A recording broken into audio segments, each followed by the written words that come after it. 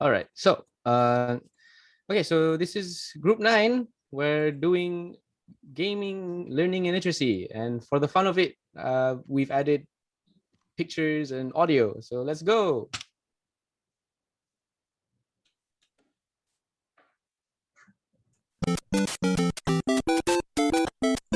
All right. Okay, enough with the music. All right, so these are group members. We've got me, myself, Abdurrahman bin Ismail, Danish, Cameron, and Maharib. And we'll be presenting about gaming, learning, and literacy based on the textbook and examples that we found online, and maybe even personal examples that we know of. Sorry, let me mute my phone. All right, okay, so let's move on to introduction. So before we go into the presentation proper, I want to talk a little bit about video games itself. So video games started with Pong, literally an arcade game. This is all relevant in the presentation as a whole. Literally, it's an arcade game that is 2 rectangles and a square, and the square goes between those 2 rectangles as you play ping pong. And this game suddenly evolved into, not evolved, but game designers evolved in thinking and created Pac-Man, which is a circular 2B sprite, 2D drawing that eats up dots and gets chased by goats. And then it goes ghosts, not goats. It's equally terrifying though. Anyway, so we go into another game called Space Invaders, where the graphics are suddenly faster. The drawings on the sprites or the pixels on the screen start going faster, and there's much more there. And from there, game designers decided, hey, let's make RPGs. Let's make a story-based game, and maybe let's make platforming games. So games like Super Mario, Legend of Zelda, and we started having games like Metroid, which is all cult classic games. I hope I'm not the only nerd who has played these games in this chat or in this class. So bear with me if I sound very alien. So from here, we've got many other games. We've got platformers, which are like Mario, you jump around things. You've got Metroid, which is a shooter game. And you've got Legend of Zelda, which is an RPG. And we also have Battletoads, which is basically, as it suggests, fighting games. And we also have war games. And from here, something amazing happened. 3D happened. And 3D was the most amazing thing that could have happened to gaming, as it started creating a whole new dimension for gamers and game designers. As they created games like Half-Life, which is a shooter game where you go through a whole lab and different dimensions in a 3D space. And you have Counter-Strike Source, another classic where you have a 3D environment for you to shoot your friends with. That sounded better in my head. And we also have 3D games like Age of Empires, where again, 3D sprites, but instead of an environment, you are overlooking a 3D map and you add units here and there and structures. And after that, after 3D happened, game designers decided, hey, we've got these old games from 2D, let's make them 3D. So bam, Super Mario 64, which is a 3D version of the 2D sprite Super Mario. And it's like, hey, it's not just Mario, we have Zelda, boom, Majora's Mask, 3D, advertised, 3D. And then the fighting games also evolved into something like Tekken for the PlayStation. Again, it's all 3D. It looks terrible by current standards, but back then it was revolutionary. And then suddenly, a godsend from heaven, somebody decided to figure out to make the internet. And boy, did the internet do even bigger wonders for games in general. And we've had games, shooter games like Halo Combat Evolved, which is, again, now we're going into space and you can play with your friends.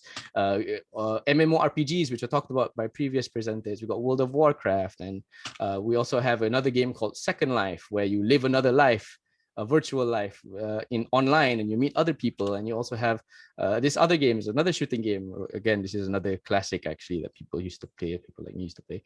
And Guild Wars 2, which is a current game that's ongoing now for the past 10 years. Yes. Yes. Okay. So so the game started becoming more pretty, they started becoming more realistic, they started becoming more competitive, such as Counter-Strike Global Offensive. Again, it's all 3D, now it's all online. And then we also got games that started becoming franchises like Super Mario Galaxy 3, Zelda Breath of the Wild, and old games getting a new repaint. For example, this game Doom, this is the first 3D game back when, and then suddenly in 2018, bam, a repaint, a remaster, a remake. And we have more current games coming out with more graphical fidelity and more interactivity with people online and other places, and games are going to come out, which I hope come out actually. And basically what I'm trying to say is that games are here. They've been shaping our society, they've been shaping our community, and they have been a big topic for analysis by both linguists and sociologists and many more. Okay, so let's get into this introduction proper. So video games are relatively wait a minute, Rahman. Before Yeah. you continue, did you have like another application on top of the slide, because there is something that is blocking the slide? Is it this? Yeah, the gray. Yeah. Am I moving it?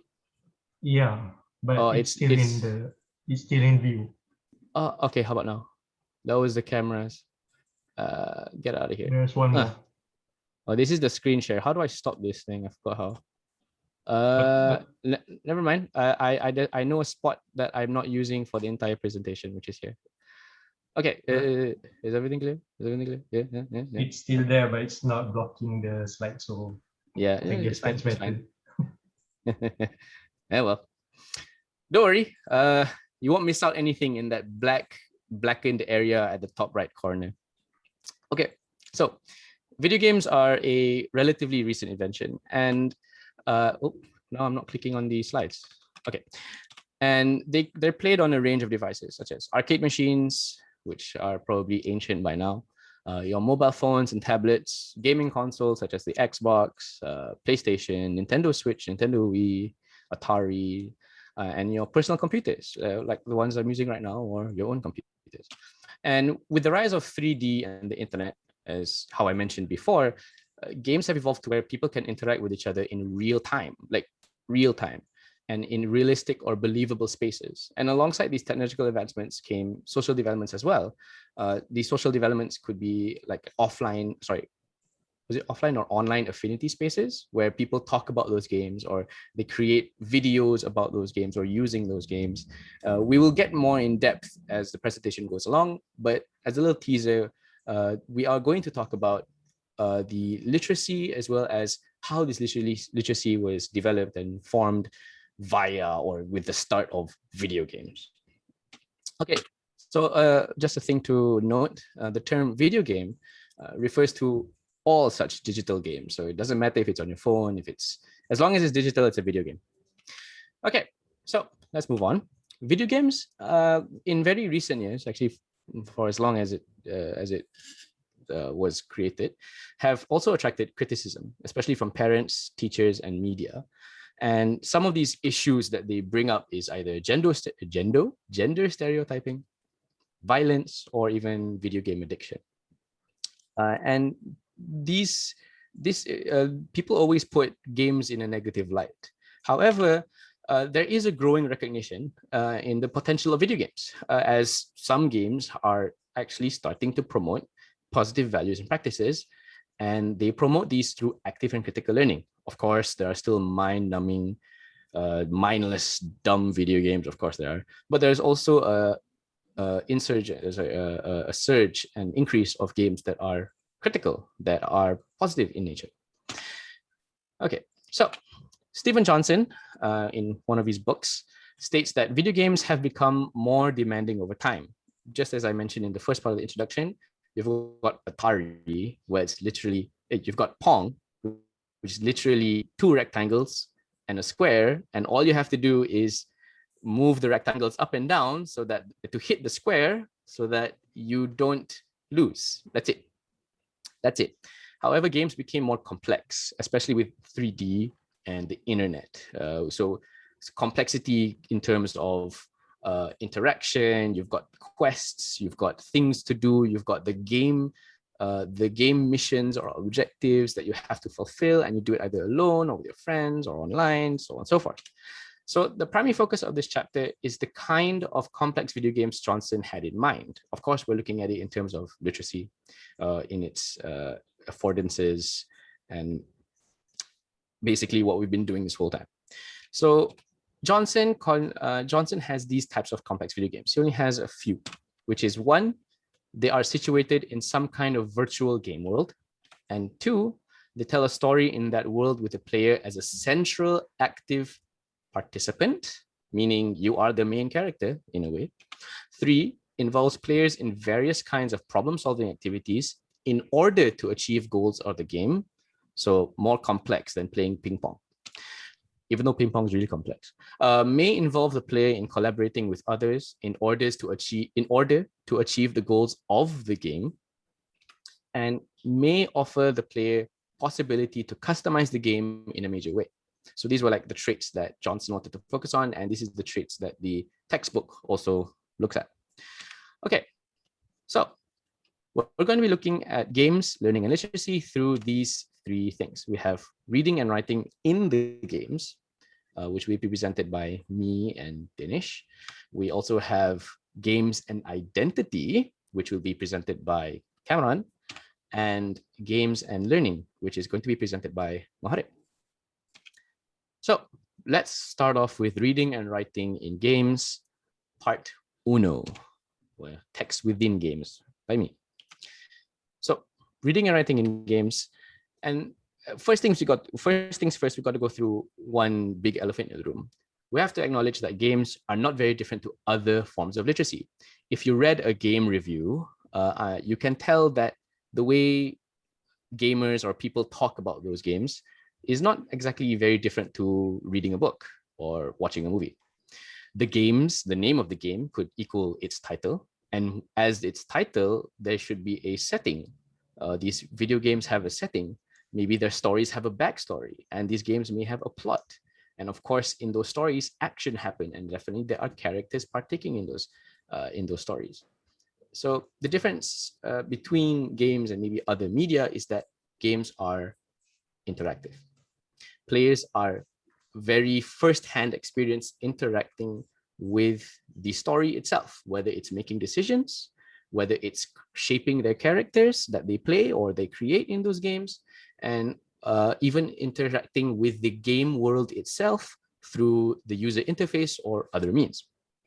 Now, let's take this quite rather recent game called God of War. I'm not going to tell you a whole plot about it. It's actually very long, but basically, I just want to give out an example so that everyone understands. So obviously, God of War would be the title of the game. Consider it like a book. And the setting is based in Norse mythology. The setting of the game where it all takes place. It's all in Norse mythology, like Valhalla or Niflheim and other places. And the backstory, as in when you play the game and you learn about the story and its backstory, is that a former god of war retreats from his blood-filled past. It's a bloody story about this guy, about this god of war who killed a lot of people. Just know that. And the next part is the plot of the game or the book or the game that's happening that you play. And in this game, he faces his past and he has to teach his son to not be like him. That is quite literally the plot. And the action is that you explore and fight the world of Norse mythology in the game, obviously with the setting. And the characters, we have Kratos, which is the god of war, the titular god of war, and Atreus, which is his son. So with all this in mind, you can actually see this as a book or a movie. So what this kind of begs people to kind of like understand, or what the textbook suggests, is that video games can be seen as a complex kind of text, as it encourages new forms of reading as well as writing, and according to its own affordances, and through various means does it make the player and make people interact with the game and the game environment itself.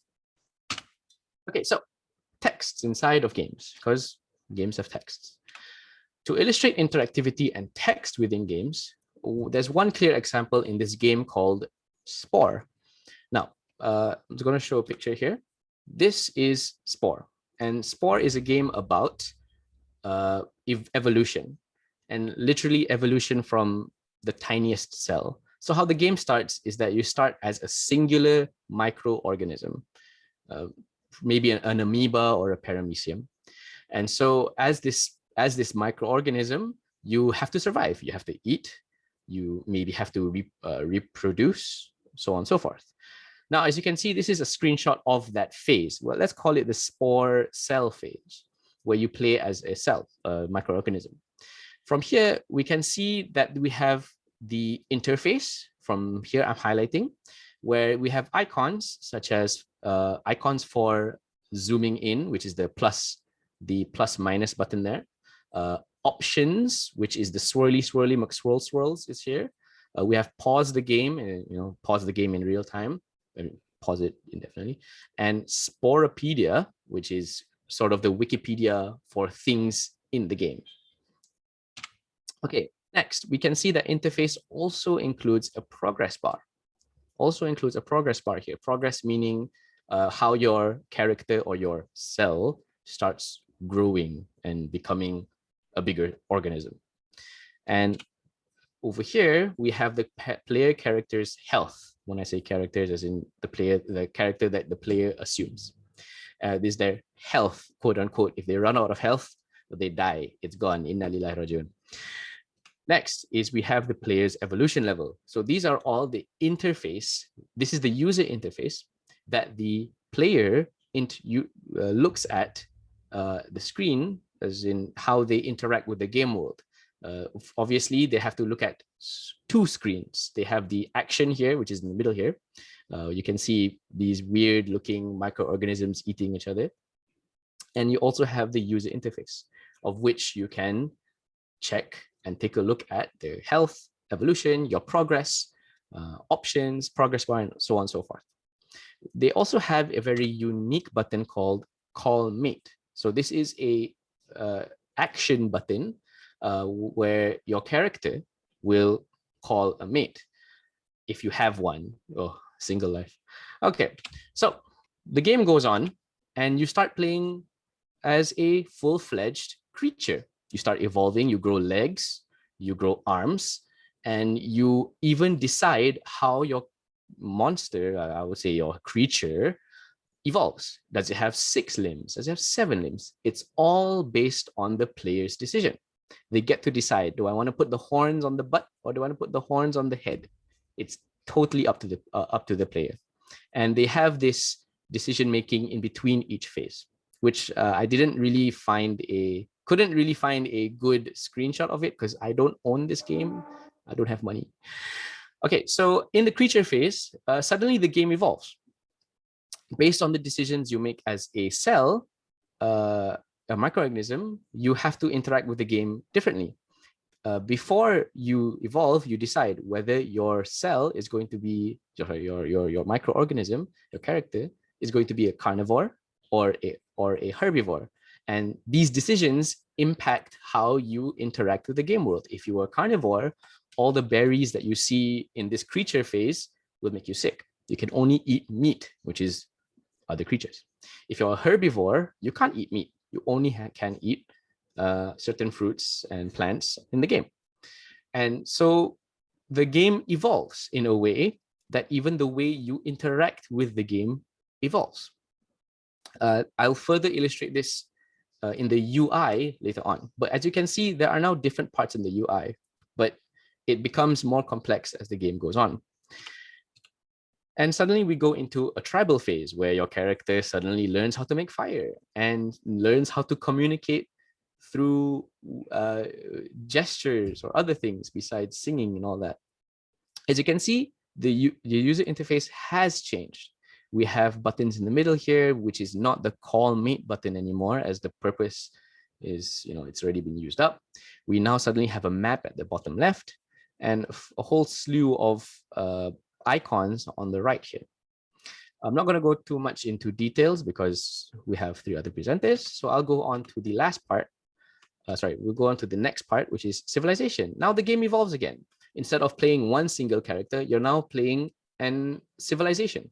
You are creating buildings, you are creating cities, you're managing diplomacy between other creatures, other civilizations, so on and so forth. You're not an organism anymore.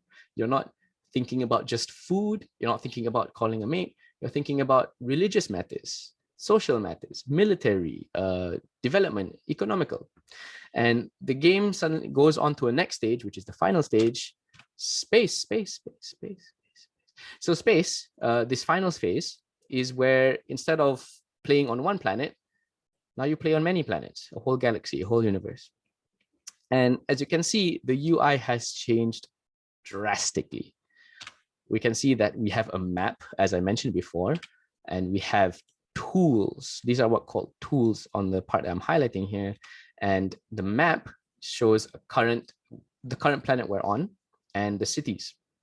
And we also have these tools, which is 8 categories of tools, which we are now socialization, weapons, main tools, colonization, planet atmospheric tools, planet sculpting tools, planet coloring tools, cargo.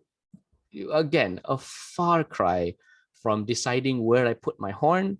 Now I'm thinking, how am I going to colonize a planet? Great stuff. Okay, we also have one more new interaction tool called a communicator. This is specific only in this phase. So this communicator button, which the player can click, and it opens up a menu where you can trade, talk, have diplomacy meetings with other planets. So as you can see, I'll scroll back to the first slide here. As you can see, we've come a long way from eating amoebas and parameciums, and the game's functions and the way you interact with the world has drastically changed. Okay, and this drastic change is also shown in the user interface, how the player interacts with the game itself. They have more tools, they have more buttons, they have more stats, statistics, and they have more things to keep an eye on. Okay, so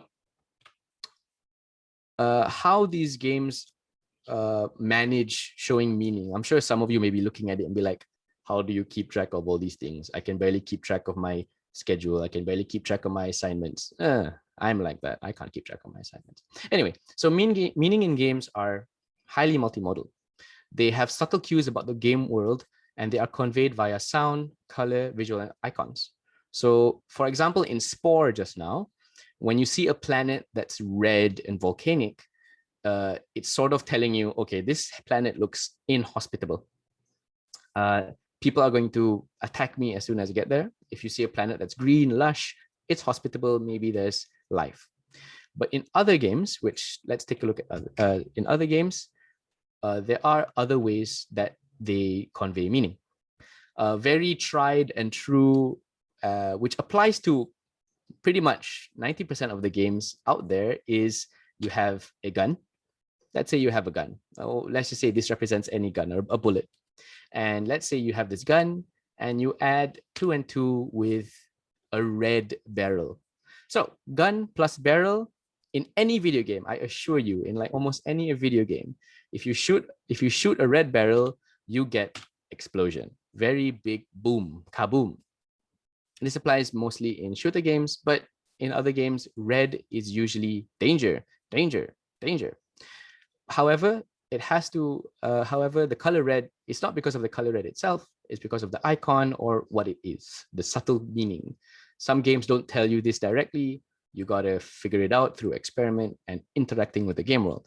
Other instances of symbolic meanings, or like meanings that are conveyed through images or imagery and colors, is these two. This looks like a first aid kit, and this is a red heart. In most video games, these indicate health or ways to heal yourself so that you don't end up dying, health points. Let's take a look at other video games for meanings in multimodal meanings. There's this game called Journey. Now, Journey does not have any user interface, but it conveys meaning through imagery and focus. When I say user interface, it's all those buttons, those yada, duba, zebas that you have to click on just to open up a menu and whatever. No, Journey has none of that. It's literally, you move your character, you figure out how to play it. It only has the action unfolding on screen. So let's take a look at a few other images of Journey, which is this video game. So as you can see, there's a similar pattern, sorry, not similar pattern. There's something similar in all these images. We have this mountain looming overhead. In Journey, the objective of the game is to reach this mountain, but the game doesn't explicitly tell you that. It doesn't say objective, reach mountain. It doesn't say, doesn't give you a message. In Spore, you get messages in the screen, whether it's a beeping menu or something. But this one, nada, zilch, nothing. The only thing you have is that the mountain, in everywhere you go in this game world, is that it's always present and it's always visible throughout the game. And it serves as a goal for the player to reach. It doesn't tell you to reach it, but the goal is to reach it. And when you play the game, you're slowly getting there bit by bit. Of course, as you can see in this image here on the top right, they show the controller, but that's just a guide, a hint, a tutorial. They let you know, press X to jump. It's just as simple, and that's the only thing that pops up. Let's take a look at another game. Now, this game is called Dead Space 2. It's a horror game where you have to manage your health and you have to manage your ammunition to fight alien zombies. Great, I know. So there's in these two pictures, you might not see what's going on because, again, this kind of game, Dead Space 2 and Journey, have minimal user interface. However, in this game, you have to manage your health, and how the game subtly tells you how much health you have is by conveying this meter behind your character. This is not the user interface. This is on the action unfolding. In the game itself, you have a suit, and the suit sort of measures your health. So as you can see, it's a different measurement. One is yellow, meaning, okay, your health is getting a bit low. One is green and full, so it shows, hey, you have a lot of health. In some instances, it's red and it's almost empty. So it's showing very subtly that your health is low, that you're going to die if you get hit by these alien zombies again. So video games provide a wide range of making meaning. They can be seen as new kinds of texts which tell a new kind of interactive, embodied stories which are created by the game designer and the player's choice throughout the game. Visual representation of these interactive qualities are done by combining these two: a representation of the game world, an iconic interface which allows the players to direct action in that world. So a representation, obviously, your character, you're playing as a character. Iconic interface is the user interface, or how the game depicts meaning and or messages or information to you, either user interface or visuals in the game itself. And it allows the player and how the player can interact. Press X to interact with a object. Press W to move forward. Press this menu to open up your inventory, what you have in your character's inventory, and pick what you need at the very moment. Okay, so that's about it for texts inside of games. Let's move on to the next part, Reading and Writing in Games Part 2, Text Outside of Game by Dinesh. Okay, so I will be presenting the part for text outside of games. Moving on. So, games also have influence outside of beyond the screen that we are playing. So in the real world, there's also things that are going on that are related to the games that we play on the screen. It is not limited to the text or literacy that we identify in the world of the games.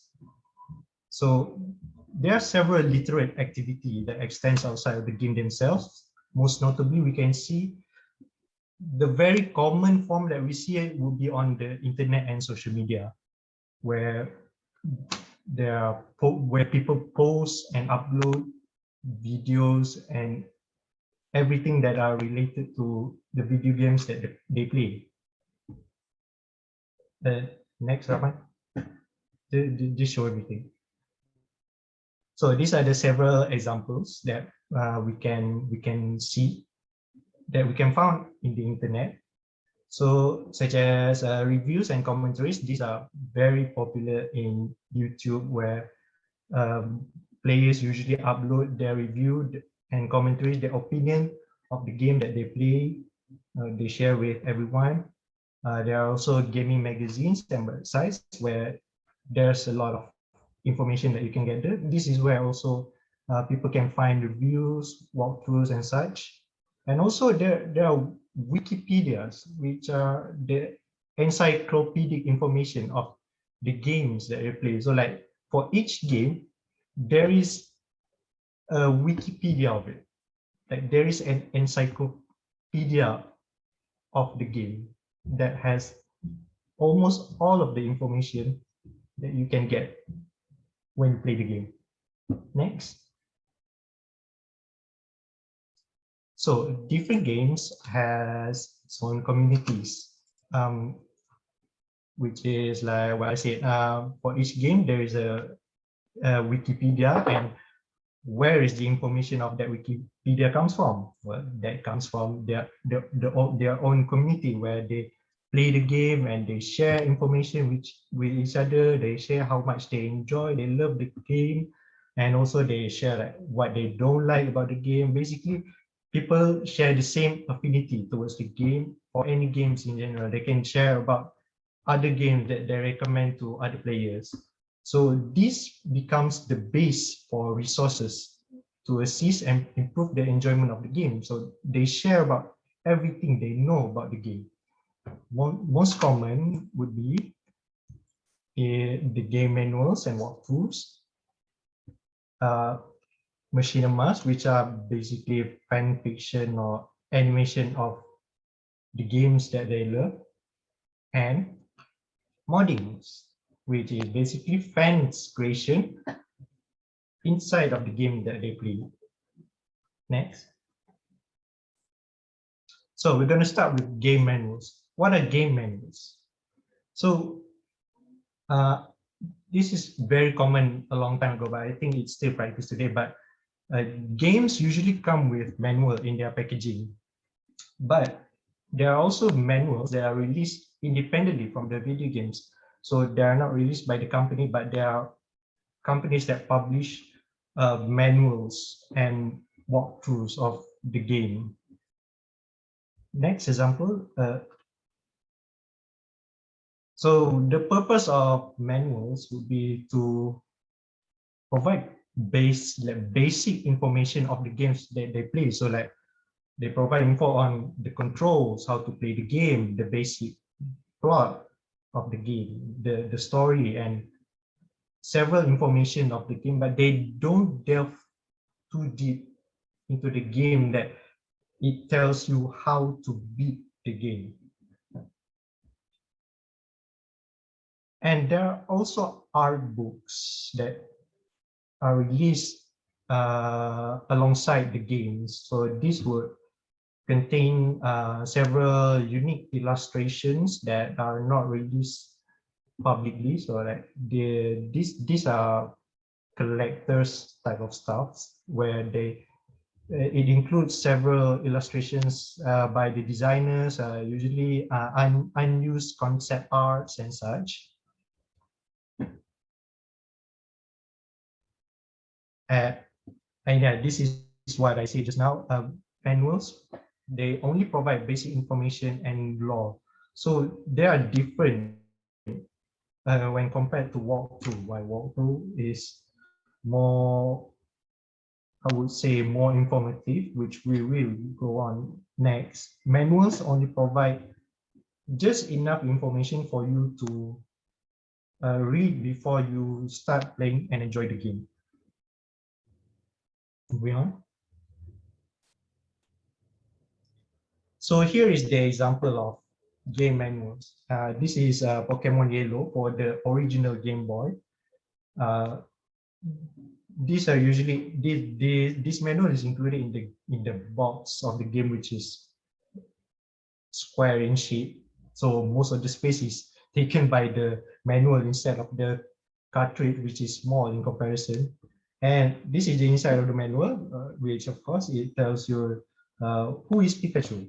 Well, Pikachu is your companion. It's your first ever Pokemon that you obtain in the game. And as you can see, it only provides just enough information for you to understand what the world is like, what is Pokemon and what is Pikachu. What about Pikachu's mode? Do I need to know about that? Do I need to know what it eats, what it feels, what it does at night? That's the point of the manual. It will tell you just enough of that. Next. So this is the official Hunter's Guide for Monster Hunter 4 on the Nintendo 3DS. This was published by Capcom. So as you can see, this guide shows the players the weak points of the monster that they hunt in the game. Of course, Monster Hunter. The title literally says the objective of the game: you hunt and kill monsters. So the purpose of this guide is to tell you, so you want to hunt this monster. So as you can see, these are the weakness of the monsters. These are the parts that you should focus on, and what the monster's weakness, such as maybe it's weak to the element of fire, water, ice, and such. And also they provide additional information on the monster, such as where it lives or what it does. Moving on. So this is one of the most famous video games that I think almost everyone would play. I don't know, but I grew up playing this game. So Grand Theft Auto San Andreas.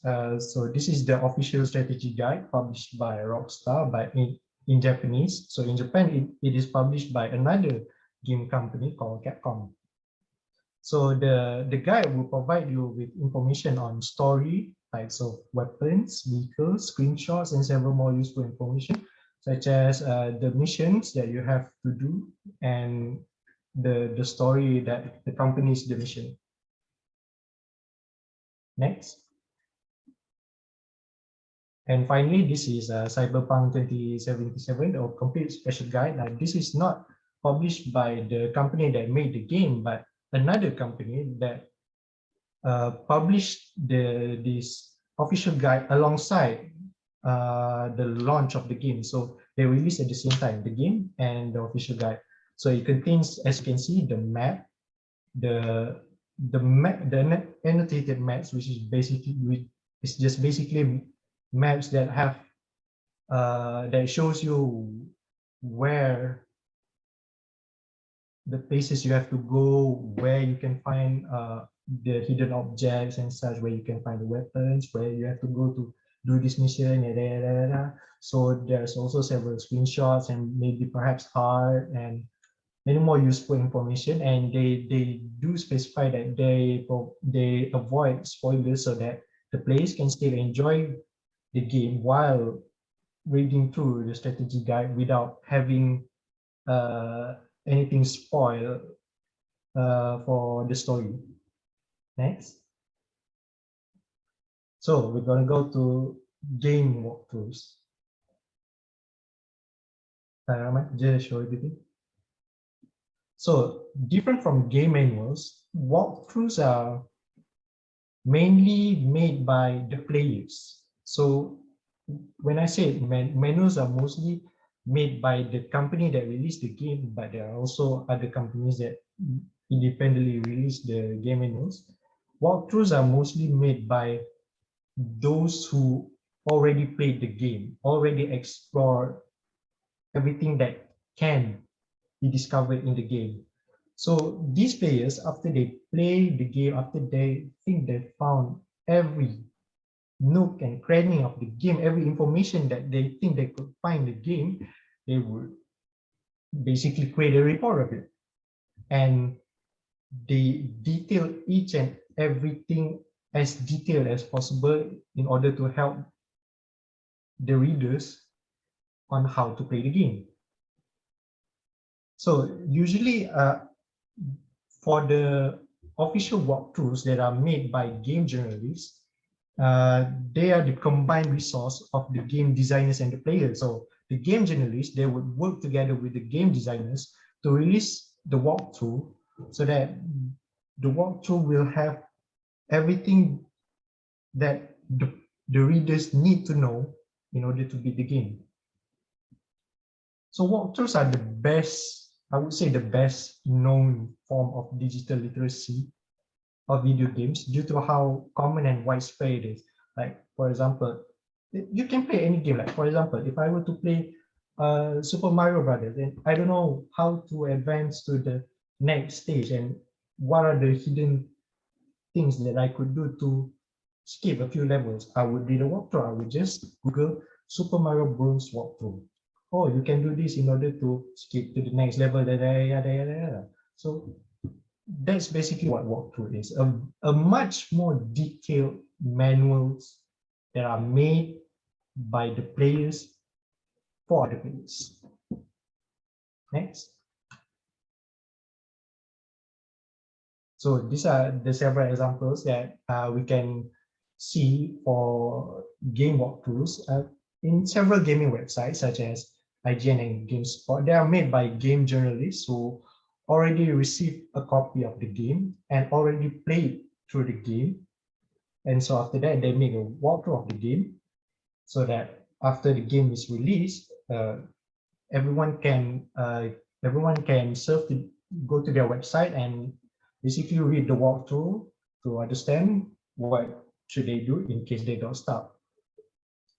And next, while I say IGN and such are made by game journalists, websites such as GameFAQs are made by players. So instead of officially made by game journalists who work with game designers, GameFAQs contain the walkthroughs that are submitted by players. So basically anyone who already played the game and want to post their own view and their own information that they know about the game, this is where they will post it. So there are many variations of walkthrough submitted by players. Each have their own unique information on the game, and like there are different explanations on how to do certain things. So it depends on anyone who is I would say have the time to read all the walkthroughs that they may or may not want to read. So not only websites like GameFAQs and IGN, so YouTube is also probably like the most famous websites to go to if anyone wants to see a walkthrough of the games that they play, because while IGN and GameFAQs they utilize written walkthroughs, YouTube as a platform for uploading videos, they can upload videos of the gameplay itself, meaning that they don't have to depend on what they read. They can literally see what they need to do in order to achieve what they want. So I would say people would go to YouTube first before they would Google anything really. Well, some people would prefer to read things because they don't want to get spoiled, but there are several kinds of people where they will go to YouTube and just like how to get this item in this game. Yeah. That's it. Next. So both game manuals and walkthroughs are quite densely packed, specialized text and information. They're basically while students would search the internet for reports and researchers to do their FYP, gamers would search for these game manuals and walkthroughs in order to finish the game that they are getting stuck at, or to complete 100% the games that they are playing. This is where they would sort of consult and refer to whenever they needed some form of assistance in order to advance the game. So people who never really played the games or any other video games in that matter, they would find it quite difficult to understand. I don't know the perspective of other people because I played a lot of games, so like I cannot say much, but I would say it's probably a bit difficult for people who don't understand the concept of video games to understand what is written in all these game menus and walkthroughs. Is like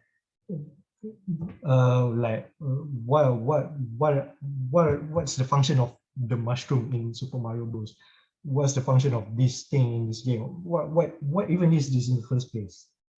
So, but based from what I've read in all the walkthroughs, manuals, and Wikipedias of the games that I have played on the internet, I can say that the measures have been taken to ensure that the information that is being informed to the readers has been made to be as easy to understand as possible while utilizing visuals that they could use in those walkthroughs and Wikipedias and manuals and such. So G compared the walkthroughs, manuals, and such to specialist literatures in domains like science and law. So like that's why I said like from the research reports that they did on science and law and such, gamers would create all these walkthroughs and Wikipedias, basically all the specialized information of the games packed into this one easy to access page. They provide all the extensive knowledges and information that they need, as well as sometimes their own view and opinion towards the game itself. So this form of media, walkthroughs, manuals, and such, this has allowed the consumer to shift from being just a passive recipient who just receive and use the information or knowledge that they gather into an active participant, meaning that they contribute to whatever it is that they are playing. So they contribute information, they contribute consultation and such, advices, anything that they could possibly give back to anyone, giving feedbacks back to anyone that who wanted to know about the game. So next we're gonna go to modding. So what is modding? Well, modding, moving on. Oh, you want me to play the video or no? Yeah, I should play the video. Okay.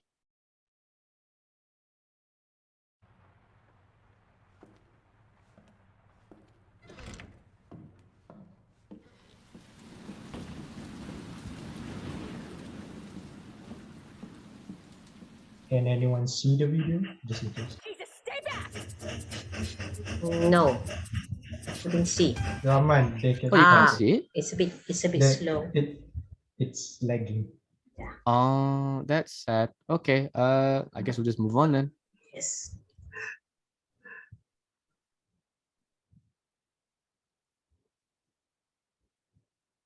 So what is modding? Well, modding, or the rarer terms, fan modifications, is the practice of modifying a game, usually by adding or replacing the already existing contents in the game. These are the several examples. What Rahman showed just now is an example of a gameplay of Resident Evil 2, if I'm not mistaken, the remake, where the enemy is replaced by the character from Thomas the Tank Engine, which is basically Thomas himself as the enemy in the game, about zombie apocalypse. So like, Thomas, what are you doing? This is not your game. Get out. So these are the several examples of mods. So first, Grand Theft Auto 5. These are the mod that allows the player to spawn any object in the game, which, as you can see in the image, a whale. So I don't know why he just suddenly like spawns a whale in the middle of the road. So, and the next game, the Elder Scrolls Skyrim, this is the mod that replaces the Dragon NPC with a character from Thomas the Tank Engine named Gordon. So the original enemy would be a terrifying dragon, but I guess some people find giant trains to be way scarier, trains with face. The trains from cartoons are much more scary apparently, which I can sort of agree. The next example will be Minecraft. This is the mod that adds furniture to the game. So all these games have a lot of moddings. So as a game expands in terms of the size of its community, the amount of mods are bound to follow. So the bigger the community, the higher the amount of mods that players would want to make for the game that they apparently very much adore. Next. So modding, it can change the entire game. And some are taken to the extreme point that it becomes an entirely new game. The most famous example that I would say almost every gamers would know at this point is Half-Life 2.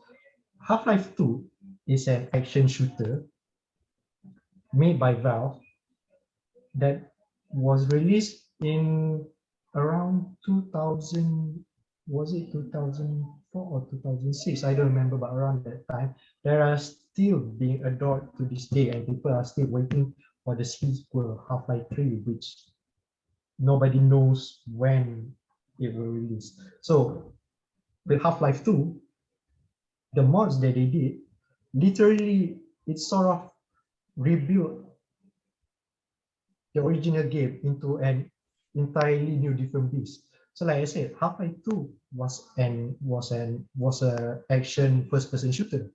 But as you can see from these three examples, for example, the first example would be the Stanley Parable. The Stanley Parable is an interactive drama and walking simulator. So the original game, Half-Life 2, was an action first-person shooter, but somebody modded it into an entirely new game where it's not a shooter, but it's a walking simulator where the objective, rather than shooting enemies, the objective of the Stanley Parable is to make decisions, to basically choose an action. The game has a narrator that leads the player, but the players are free to not obey what the narrator is saying, which leads to a very hilarious interaction with the narrator. I highly recommend this game, The Stanley Parable. It's short, but it's very entertaining for people who like an interactive form of storytelling. So the next example is Black Mesa. So this is a much more simpler mod. It's basically a sort of a high definition remake of Half-Life 2. So Half-Life 2, which was released like a long time ago with outdated graphics and gameplay. So this was made by fans who wanted a more modern interpretation with nicer looking graphics, better gameplay and such. So this is what they did. They recreated the original game, which is Half-Life 1, but it uses the gameplay and the graphics of Half-Life 2. So what started as a passion project by fans, it got approved by the original developers themselves, and it got released as a official game that is not made by the original developers, but made by fans who adore the original game so much. The next and final example would be Garry's Mod. So Garry's Mod is a sandbox game, completely different from the Half-Life 2, which was a action first-person shooter. Garry's Mod is a free-for-all for everyone to do whatever it is that they want. They can spawn any objects that they want from the games that they've played. Garry's Mod basically allows people to import the objects and assets and gameplays from any other game into this game.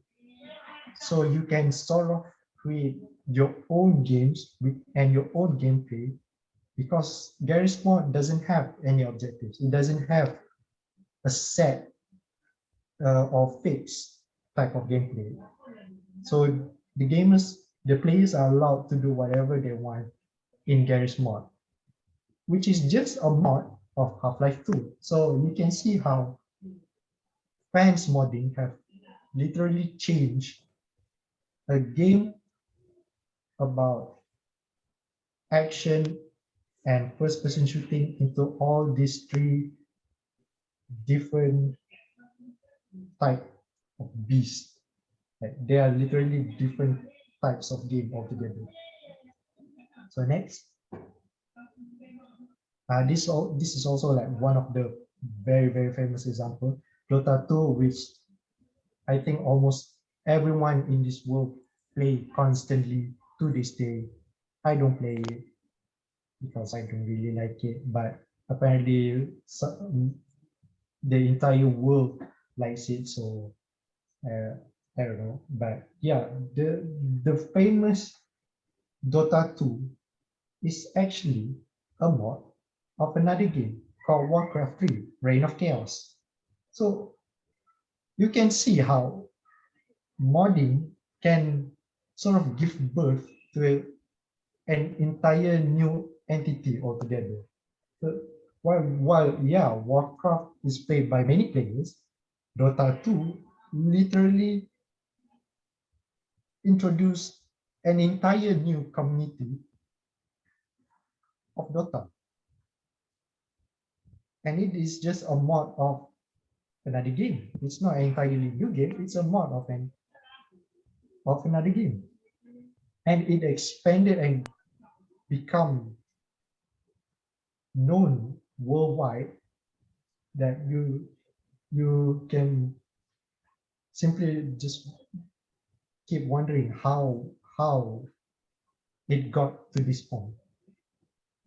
Next.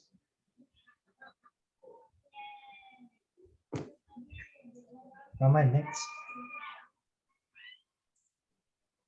So modding, it requires a very good understanding of the technological tools that they use, the software that they use, what they need to do in order to allow this new content that they are introducing into the game.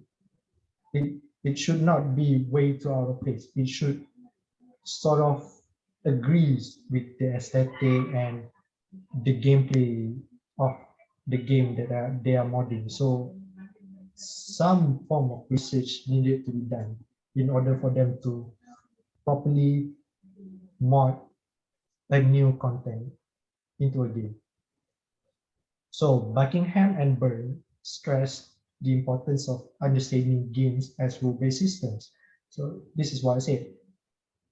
The modders themselves have to understand how the game works, so that when they introduce, for example, a new form of gameplay, it would be understood by the players, and players are aware of the challenges and the rewards that they would face and obtain when they play the game. Next. And according to Hackman and Bjorvis in 2014, game mods can be divided into several points, such as characters, item availability, equipment, graphics, locations, placement, improving immersion, and custom help. So when you search for mods of games, this is what you would usually find. Mods of characters, item mods, equipment mods, graphic mods, which can either increase the graphics of the game or lower the graphics of the game, depending on what the models want you to experience, and improving immersions, such as sometimes the models would fix the gameplay that the designers didn't bother to fix. So the models have to take matters into their own hands and sort of fix the gameplay itself. And finally, we go to machinima. So what is machinima? So machinima is the combination of machine and cinema. It is the use of real-time 3D animation engine, basically what they use to animate the game itself in order to create cinematic products such as usually short film. When you say machinima, people would usually associate it with short film that you can find in YouTube. So machinima, you would akin machinima to fan fictions because they utilize the characters, settings, assets in the game in order to create new and entirely original story. So it can be drama, it can be comedy, it can be music video, it can be parody and such. So machinima is like, it is not canon to the games that they originate from. They are simply made by the fans in order to tell the viewers a new story, a new anything really. Like I say, it can be anything. It can be a parody, it can be music video, it can be short film. So several games have provided simplified tools that allow the player to create their own story. So machinima, while I wouldn't say the term machinima itself is well known nowadays, but several people have utilized the characters and assets in games in order to make their own sort of short films and stories. So developers have taken note of this. So usually they would include a sort of how would you say, like a recording device in the game to allow the gamers to tell their own story based from what they play. So one of the example would be the director mode in Grand Theft Auto 5. So this is what the players would use to record their own sort of I would say film. So they can manipulate whatever they want in the game itself. So like they can create a scene like where there's an explosion and there are characters shooting at each other, whatever, yada. So that's the point of director mode. So director mode is itself a sort of a machinima software. So next. So these are the several examples of machinima. Red versus Blue, which is made by the Rooster Teeth company. So they utilize the game Halo Combat Evolved, which is a shooting game, to tell a story about a civil war between two factions, which is, as you can see, red and blue. So these are usually comedic in nature, and they literally like use the gameplay of the game itself in order to tell a new story that is not canon to the original plot of the original game. And next, made by Rooster Teeth as well, is Strangerhood, which is a short series made from utilizing the characters and assets in The Sims 2, which is a simulation game. So they use the gameplay in Sims 2 in order to tell a story about these several characters in this short series that they made, the Strangerhood. Next is Team Fortress 2. So this is interesting because it is made by the original company itself, WoW. So instead of asking other directors, for example, they wanted Sam Raimi to animate the series, which basically a series of videos where they introduce each and every characters in the game, as you can see. But instead, they decided to animate it themselves using the engine of the game that they made, which is the engine of Team Fortress 2. So that's what they did, which you can find in YouTube. So there's a lot of videos on this. So like there's a Team Fortress to meet the spy, meet the heavy. So there's a lot of unique characters. Each of them have their own unique videos of introduction. So finally, I think anyone is familiar with the song Old Town Road, which is made by Lil Nas X. So many people didn't know that before it became a music video where Lil Nas X ride a horse through a suburban neighborhood, it originally it originated from his own gameplay of a video game called Red Dead Redemption 2. So he basically just recorded his gameplay of Red Dead Redemption 2 and then made a song out of it. But it got so famous, it became its own music video. And unfortunately, the original Old Town Road that utilizes the gameplay of Red Dead Redemption 2 got privated by Lil Nas X. I don't know why, but yeah, he privated the video, so we could no longer see the video. But I think there are several other uploaders who uploaded their copy of the video. Next. So finally, literacy practices usually take place in the context of online affinity spaces. So that's what I said earlier, where the internet and social media is usually the platform they use in order to exchange and share all this information that they have. This is where fans of games can interact with each other and share their creations and information and such. So that's why I said the Wikipedia of the games, the walkthroughs, the manuals, the videos, game reviews, commentaries, all of this is where the fans of video games would go to interact and share info. So the internet, it provides a venue for fans to create and share range of text outside of the game that they were playing. I don't know how it was before the internet, but I guess friends would meet each other in order to share their experience on the games that they play. So like, for example, kids, when they're playing Pokemon on Game Boy, they don't have internet at the time. So I would guess friends would meet with each other to tell them like, oh, you can go this to catch this Pokemon. Oh, if you do this and do this, you can catch this.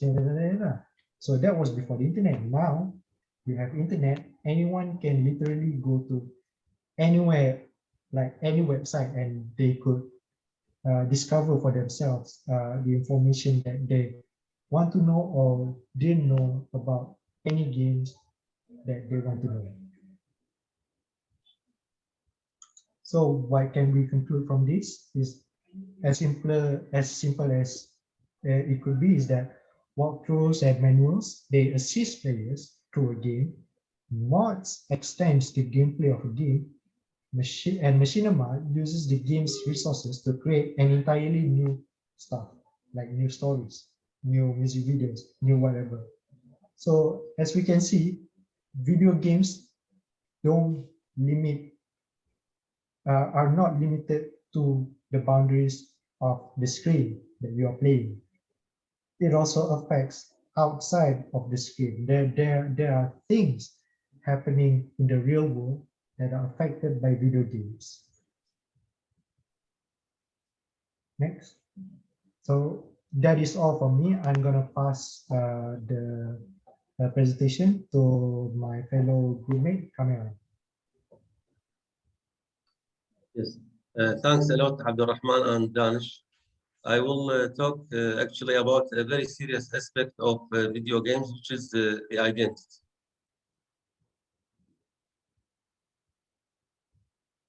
Video games provide opportunities for the construction of the identity because in the virtual world of video games, it is sometimes not possible to be yourself. Instead, you will choose a virtual identity which can be more or less similar to the real identity. So when I come to play a video game, for example, my real identity is Cameron. But in the video game, there is another identity. Let me say it is he is Steve. This is the unreal identity. This is the second identity. Then I cannot be myself. I have to to modify the identity in the game to a certain extent. Next, please, Abdurrahman. The virtual identity will be modified. And here, what I have just said. So the virtual identity in the game, like Steve or whatever it is, it will be modified by the player, by me. And the modification process varies from game to another. In SL, a great deal of modification is possible. But in Super Mario Galaxy game, there is only one character we can play. Next, Abdurrahman. So when you come guys to play a video game, there we will have three kinds of identities according to G 2003. The first identity is the real identity, which is me, Cameron. I am playing the game. The second identity is the identity of the game. Like let me say it's called Steve. So this is the identity in the game. So now we have two identities. It is quite clear that the first identity is me, the real identity, Cameron. Then we have the identity in the game, as we agreed to. Let us call him Steve. So what is the third kind of identity, which is very much important identity? We call it projective identity. What is this projective identity? When I come to play the game, I will transfer, or before saying this, as is shown in the slide, I will read it formally. This identity is the mediator between the real and the virtual identity. Next, Abdulrahman. Or yes. So when I play the game, what is the projective identity? When I play the game, I will shed or transfer my hopes, values, and aspiration into the virtual character. For example, if I play a game about, or let me say also the formal reading, and then I will explain more in a very simple way. By adopting the projective identity, the player puts limitations on the way the virtual character acts in the video. To make this clear, but no, Abdurrahman, before this, let's just go back to the previous slide. For example, if I believe in rules of fair fighting, let me say I'll play a game about fighting in a war. Then this fighter in the game, he will face armless soldier from the opponent enemy. This guy is armless and he wants to just surrender. If I am peaceful guy, believing that in fair fighting, I will not kill the soldier. I will arrest him. He will be my prisoner. He will be my captive. But if somebody doesn't have such values and he will kill the armless soldier, saying, "Okay, I will kill him. He's from the opponents." Or maybe this armless soldier killed my colleagues earlier, then he deserves to be killed. There is another example. Some armies, when they enter houses of the civilians, when they invade or conquer a city. So if I have values of respecting people, and when I go to the properties of the house, I will keep them safe. But with another man who doesn't believe that in that, and he has something bad with his ethics, he will just destroy the furniture. For example, he will shoot TV set and the refrigerators. And this is actually happened to real stories of armies when they are entering cities. So this is the idea, guys. We have three identities. The first identity when you play the game is your real identity. The second identity is the identity in the game. Then you will not stick to the game identity. You will modify. You will transfer your values to the identity in the game. So In this case, what we call, you will project your values into the identity of the game. Next, Abdurrahman. Yes. So this is what's about identities. But now we have another important aspect, which is called cultural model.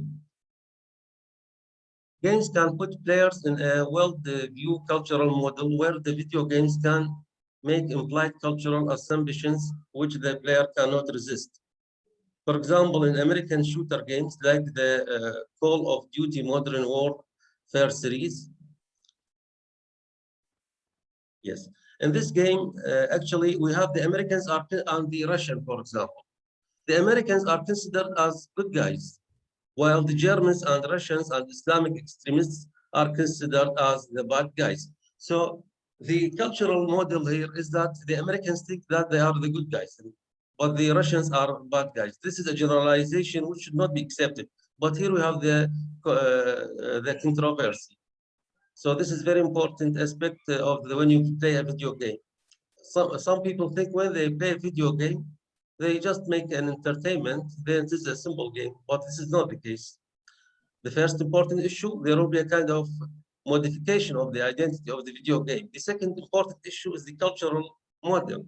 So you see how it is dangerous here when you think that all the Americans are good guys and then the Russians are bad guys, but this is not the case because each society, we have good guys and bad guys. Then even the bad guys, maybe he will be bad guy for certain time period, then he will make change his personality because all of us may make mistakes. Next, Abdurrahman. Again, we are still with the same topic about cultural model, which is related to video games playing.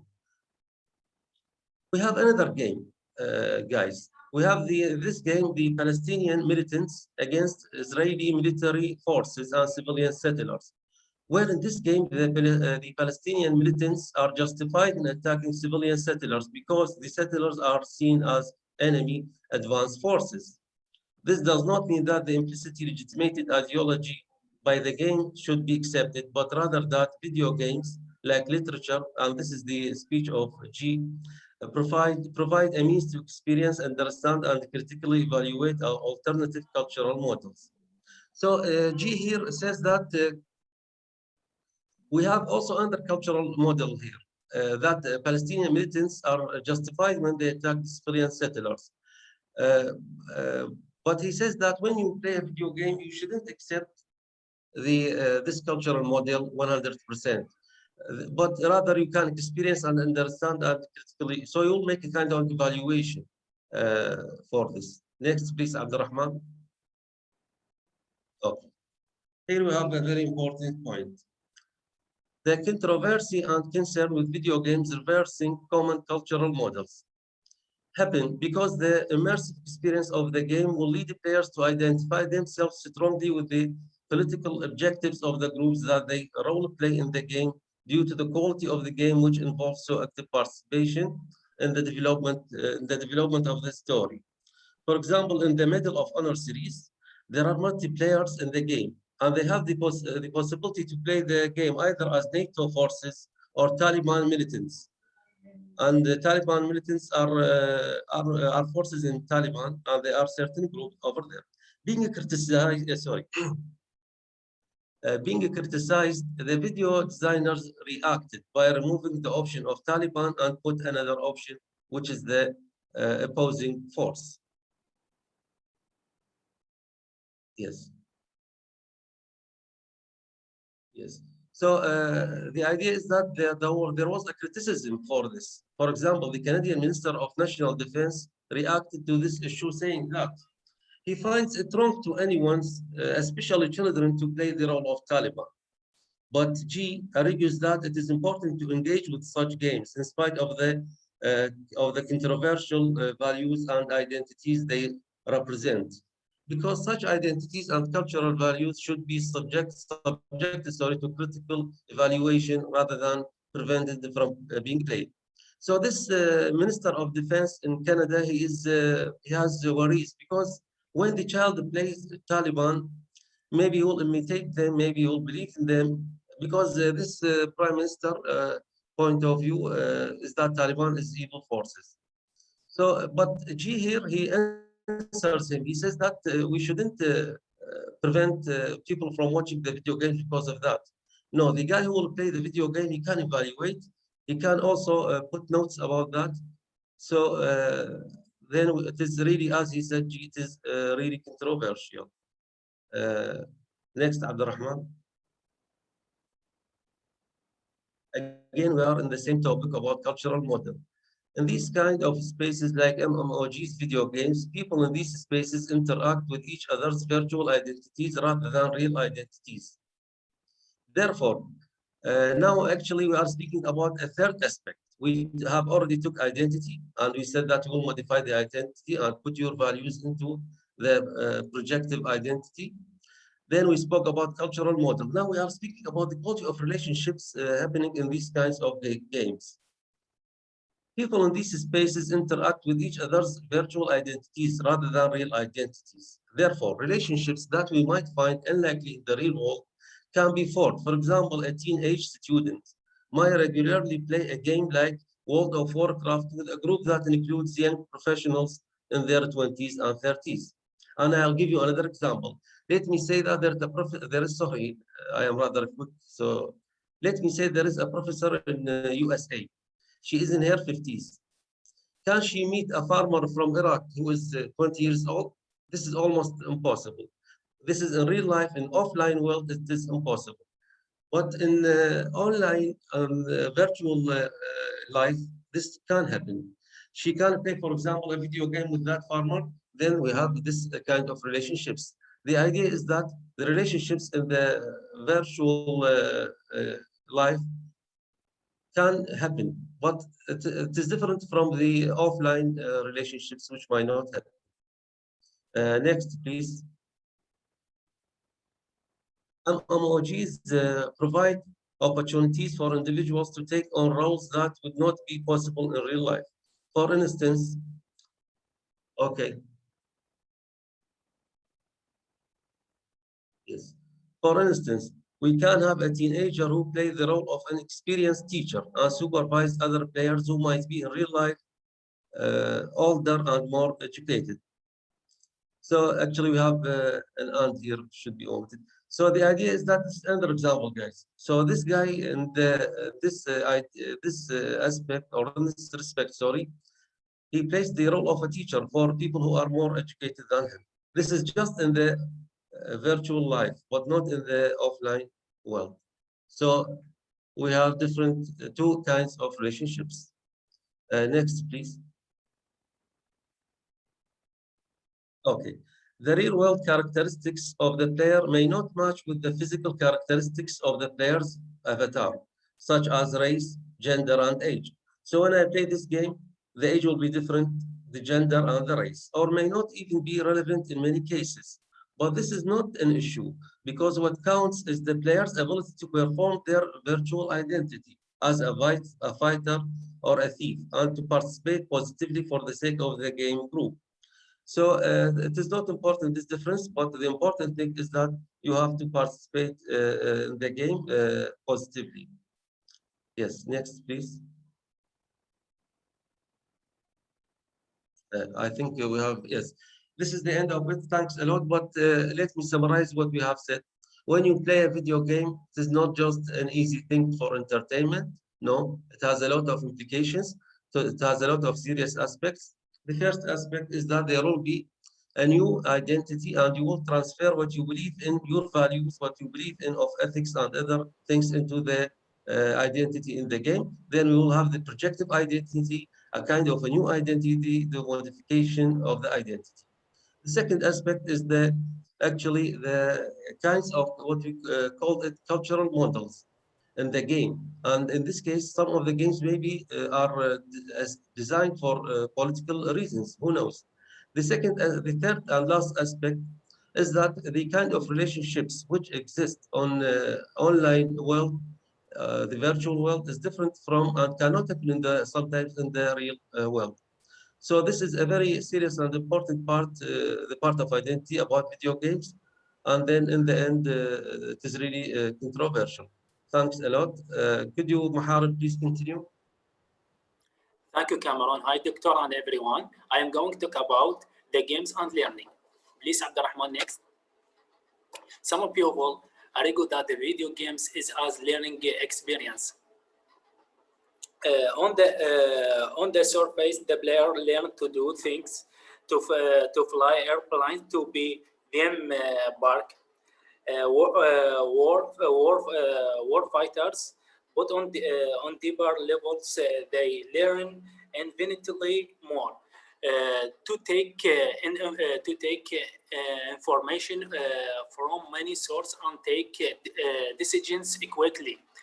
To deduce the game's role from playing rather than being told. To create strategies for over game obstacles, to understand complex system through experiment and increasing they learn to collaborate with others.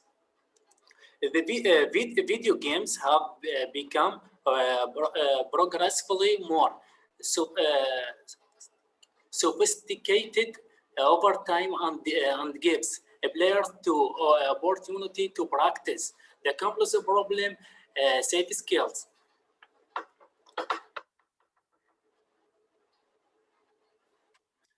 With MMOGS, a player can also learn important social skills by interacting with a large number of other players in the gaming environment. In the game world, may not seem particularly important or usefully. And this leads some people to suggest that video games are waste of the time. These are three examples about MMOG. Fortnite, FIFA, and PUBG. Known as MMOG, on online multiplayer game are also sometimes called massively multiplayer online game. Regardless of their name, these games let kids go online to play with thousands of other people from around the world. In this online game world, you create avatar to represent you and join others to go missions. Some are free, whereas others have monthly fee or required to be by thinking well inside the game. Must offer some kind of chat, so pay attention to your kids' interaction. Next, Abdurrahman, please.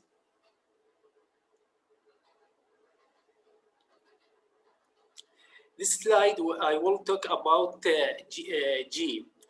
Point out the best, most popular games are usually difficult to complicated to learn. So if video game designers want to make money, they have to somehow make learning how to play their game fun.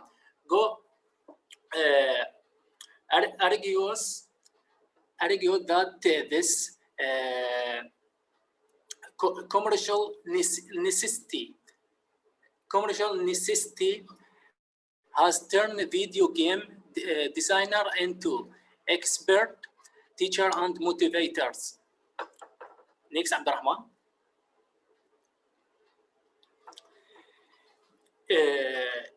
G identifies 37 different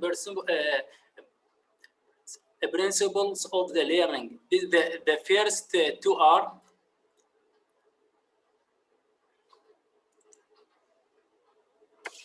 next, Abdurrahman. The learning in the game is the always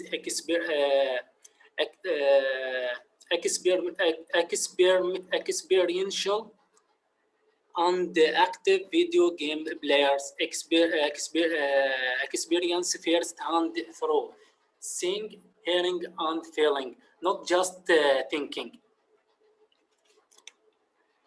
A player can exert influence on that world through their action as well as take on identities that they are willing and able to invest in emotion. The second, learning itself is carefully staged so that players are always aborting around the age of their level of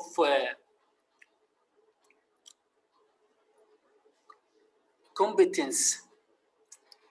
The active that the player engage in are challenge, but do able when players need to learn new skills and new routines. These are gentle and on a threat way. Next, Abdurrahman. Game evoca words by a client that it will teach players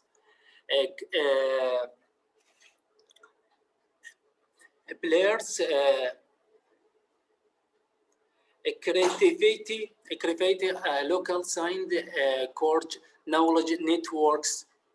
Second, players are agents who are tasked with the tackling social issue with 10 missions over 10 weeks period.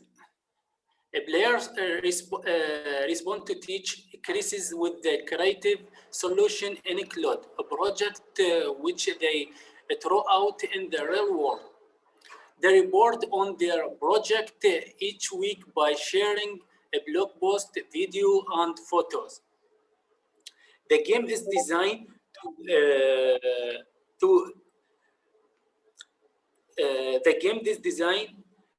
so the end players will develop idea for large project or business with the top player awarded online mentorship, the travel scholarship or seed funding for their project. Next, Abdurrahman.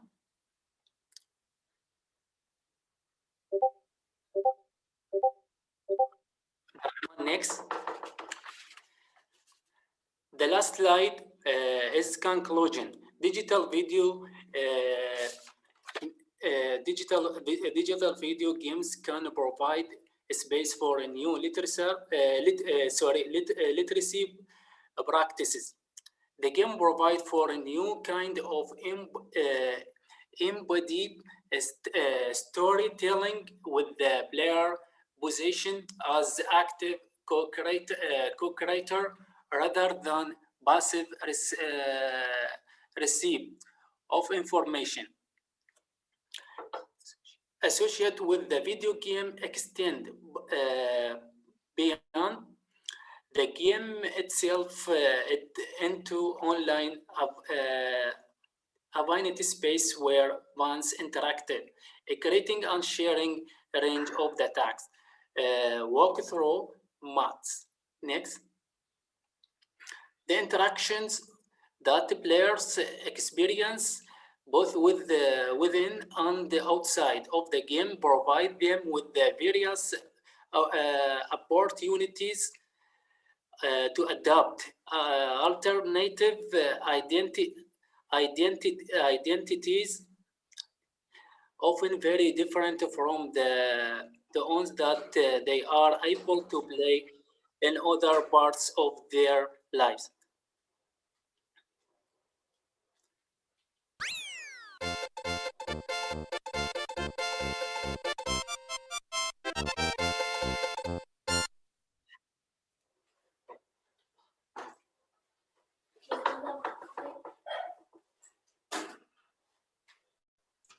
Doctor? Okay. I'm just unmuting myself. Sorry. Thank you. Thank you for that. It was wonderful. It was very interesting. Well done, this group. But let's go back to slide one. How many slides do you have? Like 51. 51. Okay. We have like 50 minutes before 8 o'clock. Okay. So the first one, Abdul Rahman, yeah, it's good. It's good. I like, actually, I think this is what I want, you know. You present and you present something that's additional to whatever we have in the books. And in this case, you have included, maybe because you're good at it. I suppose you're a gamer. Yeah, are you a gamer, Abdul Rahman? Danish. I wouldn't want to admit it because then my parents won't be proud of me. Team. Okay, right. Because you seem to have a lot of knowledge on the kind of games, you know, you can actually outline the history of the games, right from, you know, when it's two-dimensional, and then you talk about the internet, and now it's like three-dimensional and whatnot. So when you talk about these games, you seem to know a lot about them. Did you actually play them, or did you read up? Let me show you the ones I have played. Probably, you know, the first part, half of them I've played before. More than half. More than I'd like to admit. Okay. How old are you, if you don't mind me asking? I'm 25 years young. I probably 25 wasted a years. lot of my time. Okay. I don't know how I'm here. So when you were born, it's like Atari is already Jurassic, right? So that's like your are you familiar with Spyro the Dragon? Is that's Yes, like PlayStation, isn't Spyro it? the Dragon, Jack and Dax. Okay. So actually, I like the fact that you are able to comment on these games, and you provide and you give examples, a lot of examples, and you are able to describe the characteristics, you know, from the arcade machines to the mobile phones and gaming and whatnot. So that's good. Even I can't do that. Is in, you know, I don't play games. You know, the game that I'm good at is, guess what? Candy Crush. Okay. Anyway, I have a question. Did you actually play the game, the Spores? Because you seem to know. Can we move on to the next slide? Just slowly, one by one. Yeah. So, okay. Yeah. Okay. Stop at that. Yeah. Okay. So before you answer that, so we did talk. You did talk about how. Can you go back to the previous one? Let me just compare. I have my own slide as well, but and see. Yeah. So when you talk about video games, okay, we're talking about video games, and we have to link it with literacy. This is digital literacy. So basically, it's about, you know, the ability to use the games, to use it in such a way that you are able to function, to communicate. And you also talk about, you know, the environment in which, you know, the game is used, how it generates communication, the atmosphere, how you deal with it, and that includes, you know, assuming certain identities and embracing ideologies and whatnot. But let's go back to this one. Okay, when you talk about video games, as you said just now, clearly, you know, parents they don't approve on that. Yeah, it's like nothing good will come out of it. But in fact, you know, it can be good. It can be good, and it can be a source of, you know, a form of learning. You know, learning platform for the children. But normally, you know, people will link it to all the negativities like gender stereotyping, the violence, and all the X-rated, you know, the addiction, the fact that you can't control. So this chapter tries to look at it in a positive way, in a more positive way. Okay, so let's go to the next one, right? Yeah, so let me just see. Yeah, so in order to look at, you know, the positive side of the games, you need to consider, you know, the nature of that genre. So it's very complex, okay, and it involves narratives. It involves narratives. You know, there's some kind of virtual world, and when you are in there, you have to not just about understanding. It's not about understanding the narrative of the text. You are involved in it. Okay, you need to solve problems. So that's a different dimension of interaction. You know, and Abdurrahman has talked about how the interface is being created in such a way that the game is being created in such a way that, you know, the interface will require you to kind of like there's text and there's pictures and whatnot, and you have to kind of like react to it, do certain things, build things, and think and attack people or whatnot. Yeah, so that's that. But it also involves interacting, involve yourself with other players, collaborate. So that's another kind of like community, you know, social community, not social community, but some sort of like affinity lah. You create relationship in the game in order to achieve certain objective. Okay, and then we have the last part, offer the player the possibility to customize the game in a major way. So that is the point where Danish talked about, isn't it? The modding and whatnot. Okay, let's go to the next one.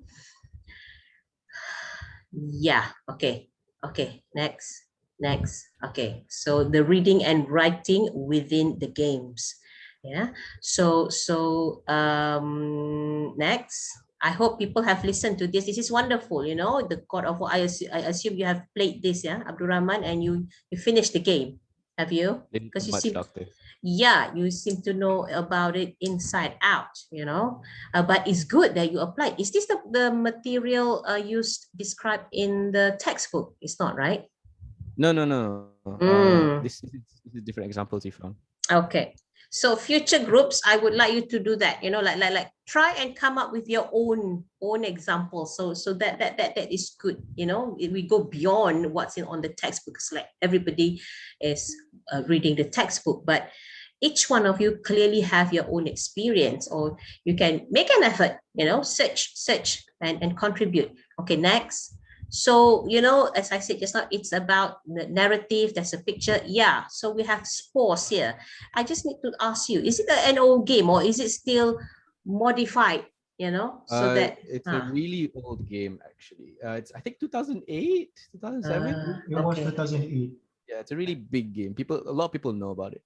Okay. But have you played it? The way you describe it, it's as if you know what it's about. No, I don't. I'm poor. I don't have enough money to buy this game. And I watched a lot of videos. That's what I did. I watched a lot of videos on it.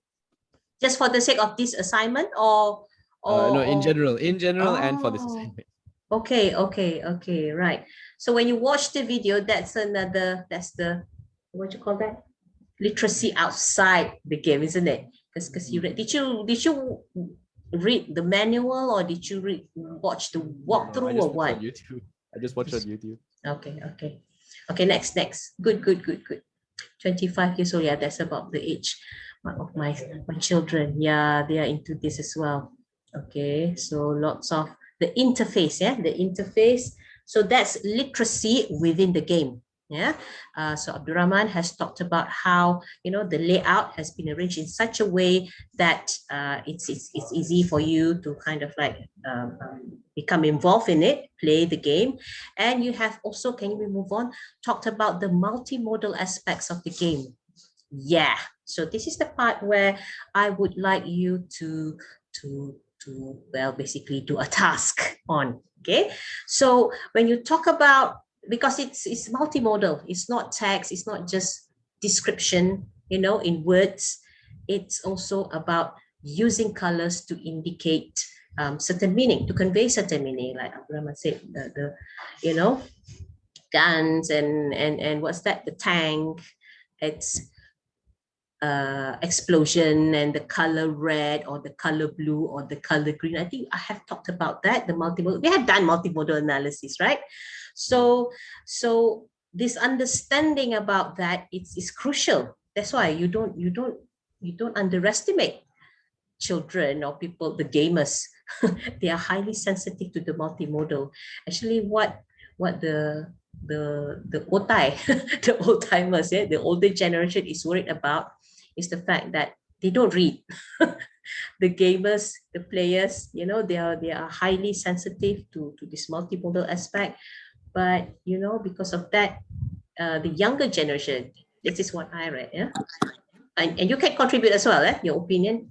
They can learn without having to read. So that's the trend now. People even learn through TikTok. Okay, so that's that. But anyway, we will have to do a task on this. Okay, but I will talk about that later. Let's move on to the next one. So there's literacy within the game. Okay, and yeah, this is more examples. Did you play this game as well? I think this is wonderful. This is so challenging. Yeah, this game I played by myself. Let's just say this game really touches your heart. If you have a PS4 or a PS5, get this game. But you said there's no instruction whatsoever. You just have to figure out No. yourself. It's really frustrating, isn't it? I mean, it's not, because the game is simple to play. But the thing you do is the only controls is jump, make a sound, move forward. That's it. Okay, that's amazing. That's amazing. We experienced that, the old generation. We experienced that when we work. They just throw you in a department and you have to figure out yourself. Anyway, yeah, let's move on to the next one. So that's literacy within the game, and yeah, okay. So more description. I'm gonna upload this. Please remind me to upload I have uploaded the video on YouTube, but I have not given you the links. So remind me to put up the links. Maybe you can subscribe to my channel, my channel, because it's all the videos on our lectures. So the literacy, when you talk about literacy inside the games, it's about understanding the meaning of the elements of multimodal elements. Okay, let's move on to the next one. The sound, the color, the visuals, and the icons. Good. Next. Yeah. Okay. So and you need to understand as well, the elements, the represent. Who's that? What? Somebody cooking or something?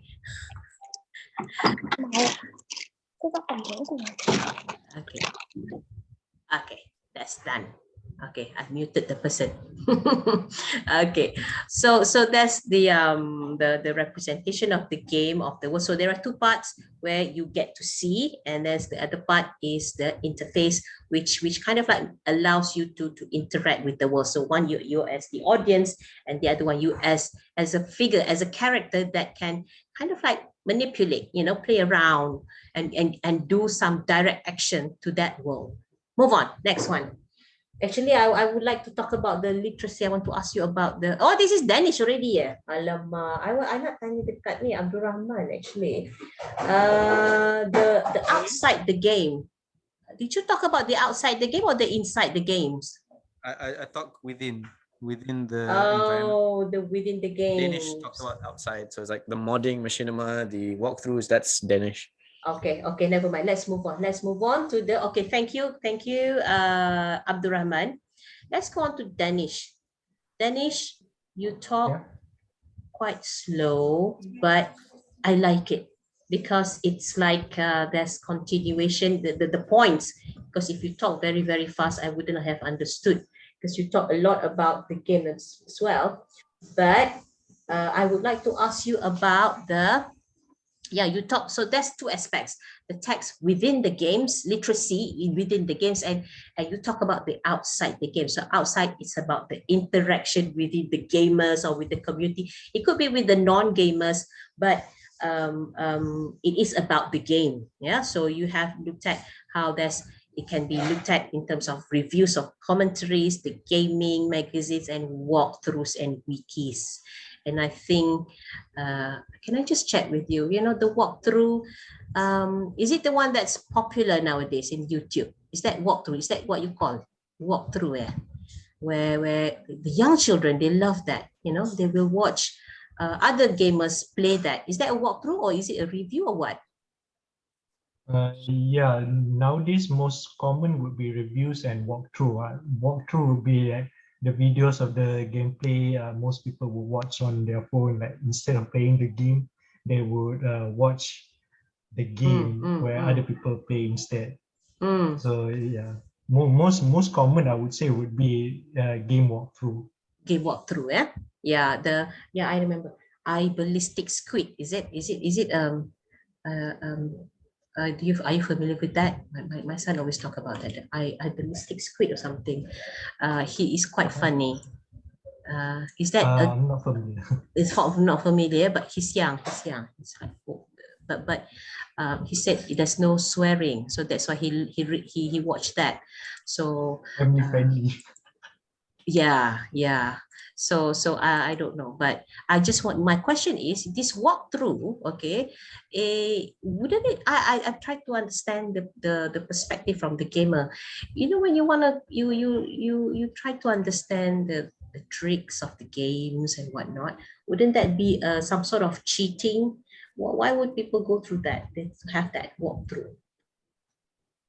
Well, it depends on some people. The most general would be that some players will simply stop, like they literally cannot advance on whatever part it is that they were playing. And I think due to the ease of access that we have nowadays on information that we need to find, I think that's why most people don't really spend too much time on discovering things on their own. So like when they got stuck for a while, they can simply just Google on the phone that is literally like with them 24/7. So I think that's why, although it's cheating, I would say that because it's there, people would definitely choose to immediately search for the solution of the problems that they are facing.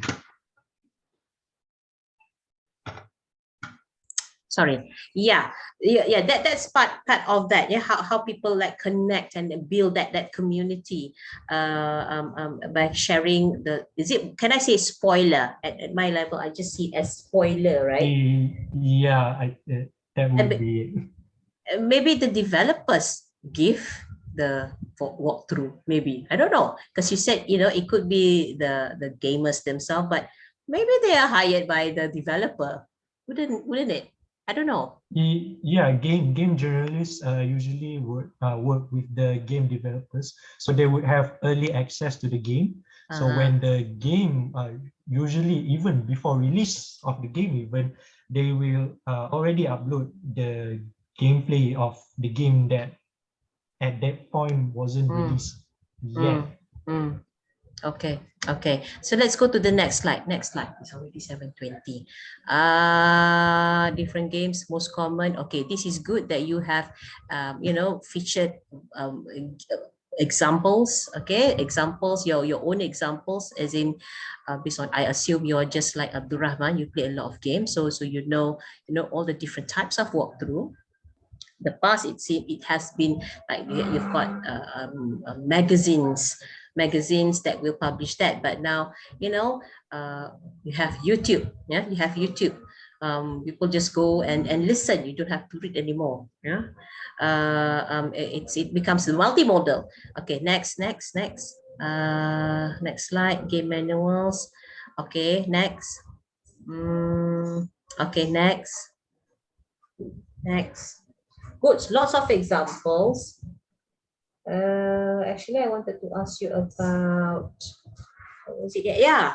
So all of this, okay, the walkthrough is a form of digital literacy, play-generated variables, and combined resources. So there's like a community, is online affinity space. So this is a good example where people work together towards providing a platform that help each other, you know, in trying to achieve the game.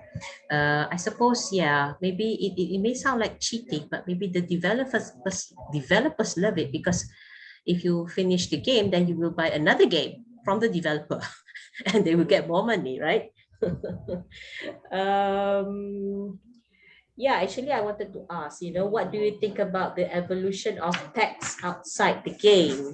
You know, so um, from in the past we have just the magazine, but now we have the YouTube, and maybe do you have it? Do you discuss it in Discord? Do you have like channels to talk about this? Yeah, there are several Discord groups that are made for just for players to basically share and chat with about the games that they play, or maybe other things. Okay, so things have kind of like, you know, evolved so much. It's so easy, just search and you get that, and search the name of the game. Let's move on. I wanted to ask you about modding, actually. Modding. Okay, modding. Yeah, so modding is good. It's good that you have all these examples. I don't even know them, you know, like I know what modding is, but to find clear examples is quite challenging. But I just wanted to ask you, is modding legitimate or not? But there's a sort of gray area to it, in that some developers turn a blind eye into it because the players have already bought the game, so they are free to sort of do whatever they want with the products that they have bought, which is the game. And I think as long as the modders didn't profit from making all these contents, it would be fine. And some developers have embraced the culture of modding. For example, Bethesda, which is the company that produced the Elder Scrolls series, they openly allow players to mod their game to add whatever it is that they want and encourage it. So yeah, I would say developers wouldn't say it's illegal, but it can become illegal if they were to profit from doing modding. Yeah, okay. It is actually, modding is a form of copyright infringement. Because you are, whenever, you know, when you produce games, definitely you will get that copyright. Make sure, you know, it is your own. Yeah, and the moment people modify that, it's copyright infringement. But as you said, if they give consent, yeah, like what was it just now? The What was it that actually become the second one? The next slide. Half-Life, yeah, Half-Life 2, or is it one Yeah. that's being recognized by the developer? Yeah, so the moment it's being you know what, the moment you use copyrighted material and you come up with a derivative work, definitely you are infringing the copyright, and that's illegal. But as long as the whoever own that, you know, give consent, that's fine. And I suppose, you know, it goes back to, at the end of the day, how much they will lose, how much they will gain. Yeah, okay. Why do people do modding? But the most simplest explanation would be they just wanted to extend the amount of gameplay that they could have from the game that they play. So, you know, when you're done playing with a game that you like, you wanted more, but you've done everything you could. So what do? They just simply add their own content to it. So other people start to add their own content to it and share it with everyone. So in that way, it's sort of extended the amount of gameplay that you could extract from the games that they play. Okay, fair enough, fair enough. Is it still happening now, modding? Yes. Definitely. Okay, so I suppose not any Tom, Dick, and Harry can do it. You have to be a good programmer in order to be able to do modding, right? Yeah, modding requires a lot of understanding in programming, I would say. Okay. It's like you should make money, because why do people do modding? You won't get money unless you're paid to by the developer. But people do it and you spend a lot of time and you not get paid. Why? Amazing, isn't it? Just May I add to that? yes, please. Some modders, they do like really well in the modding community. So until certain developers actually hire them to help create games. And some modders, they just do it as a passion project. Actually, most modders just do it as a passion project, just for the fun of it. Yeah, Asian mothers will disapprove. Unless you become rich. No, I'm just kidding. This is like we're talking about the community, how people are willing to kind of like contribute to it. As to that he's having internet issues. Okay. Noted, Nila. Okay, let's move on. Thank you for that. We have Machis. What was it? What? Machinima. Machinima. I thought machismo. Okay.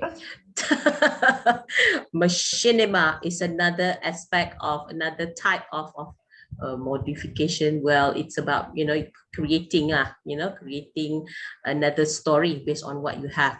So make sure you understand this. Yeah.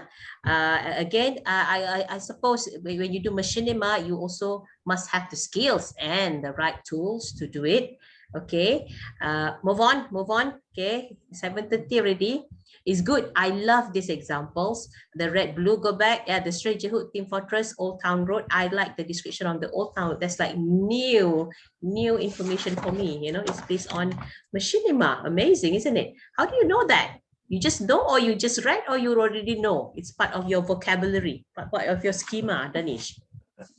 Some of it I already know, like Red versus Blue and Team Fortress 2, but Old Town Road is actually quite new to me. I had to research something related to machinima, and I found out that Old Town Road was actually derived from the game Red Dead Redemption 2.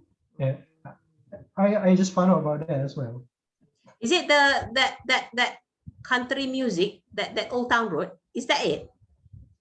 No, it's the. I'm not sure if you're familiar with it. I don't know. It's like music video. Okay. It's a music video where the guy rode a horse through a suburban neighborhood.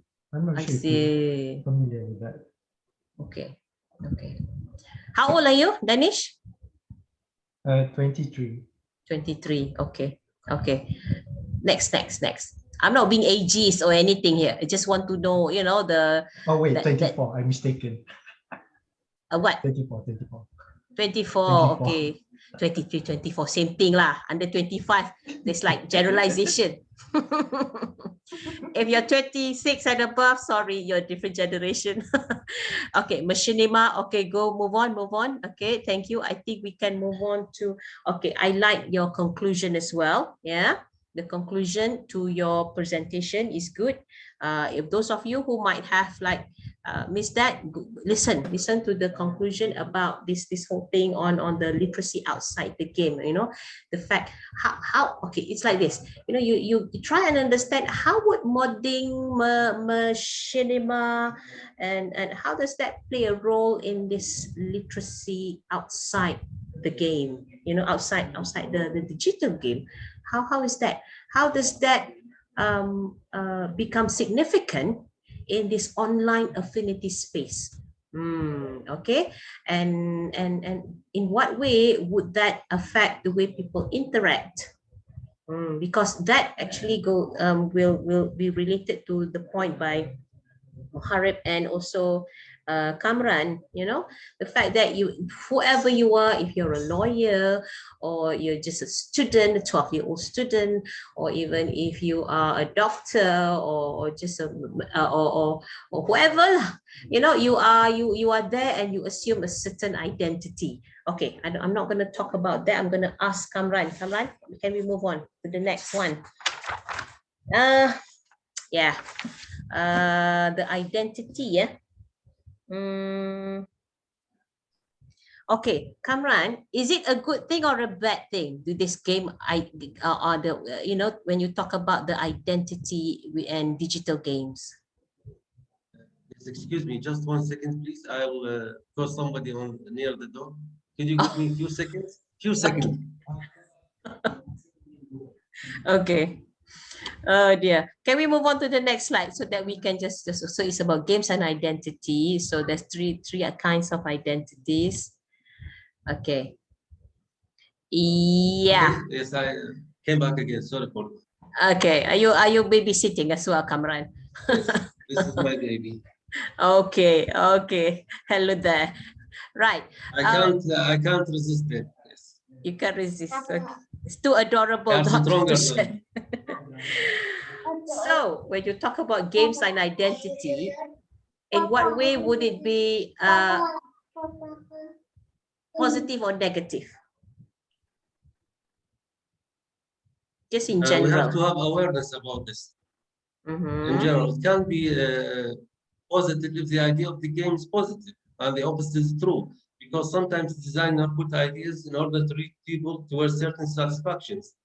For example, the example given, he says that Palestinian militants are attacking Israeli settlers. Mm. So this is really controversial.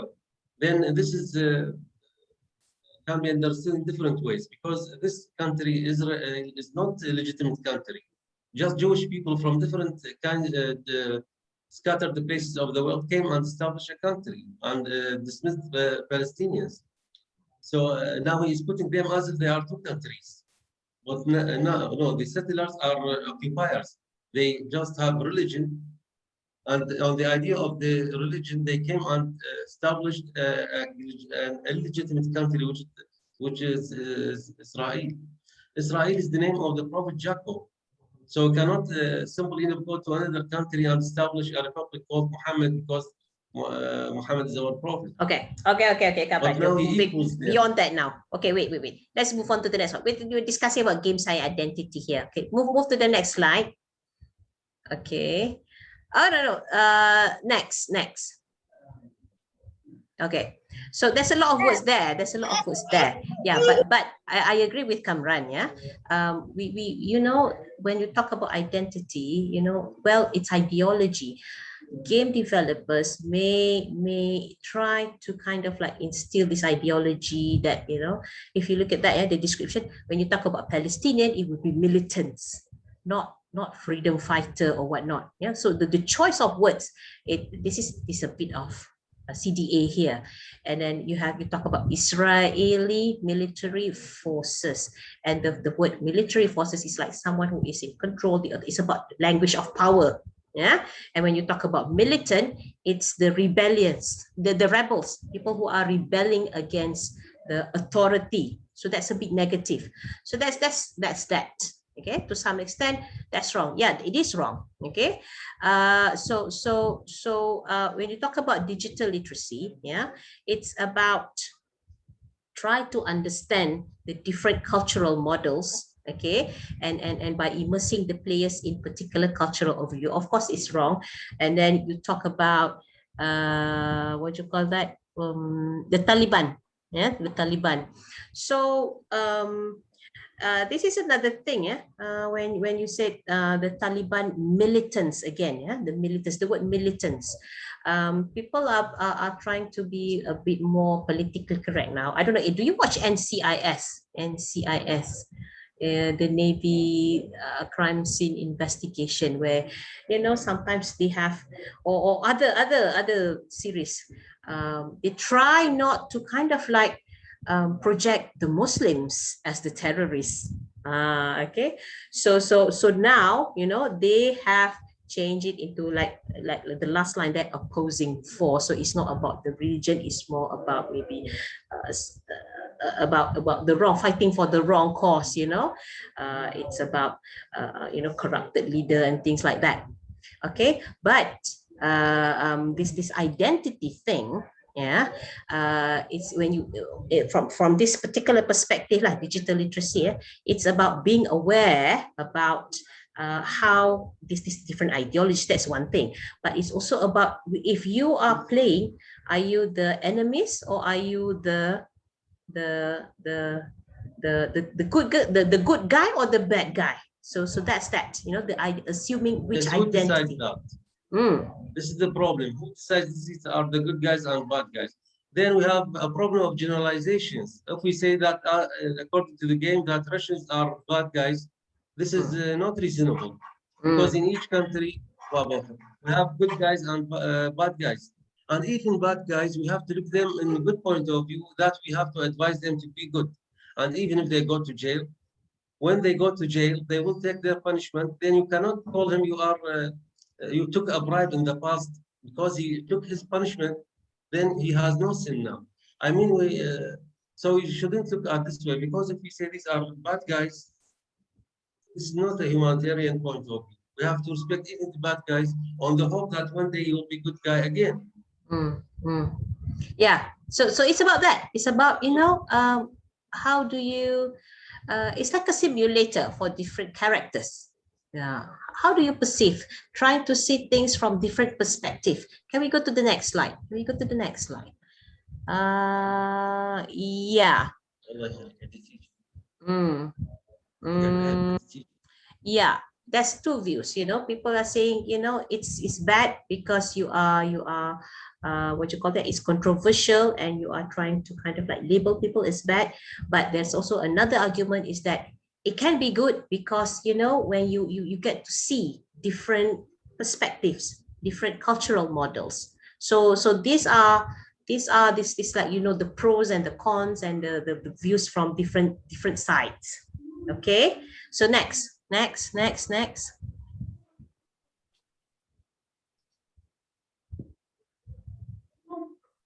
Okay, and then we move on to the ones where the fact that you know, as Kamran said, in real life, you have no idea, you know, you will have no opportunity to mix with people from different backgrounds. But this is where you can meet and kind of like you know, socialize with them, well, on online games. So that can be a good thing. But the question is, what kind of identity when you socialize, what kind of identity that you assume as you socialize. But you know, this virtual identity. So in a way, it can be a character builder, this game thing. You know, in real life, you might not be you know, aesthetically appealing. You know, you might not be really the hot girl or hot dude, but you know, in avatar, in the games, you can be whatever you want. Okay, so that's that. Can we go to the next one? And then we have the learning. Okay, games and learning. Yeah, so for learning, Muharrib is not here. Yeah, so you need to understand in what way can video games provide powerful learning experience. Yeah. So that's the point where, you know, actually I wanted to ask Muharrib, but maybe your friends can help you, can help him. Can we go to the next one?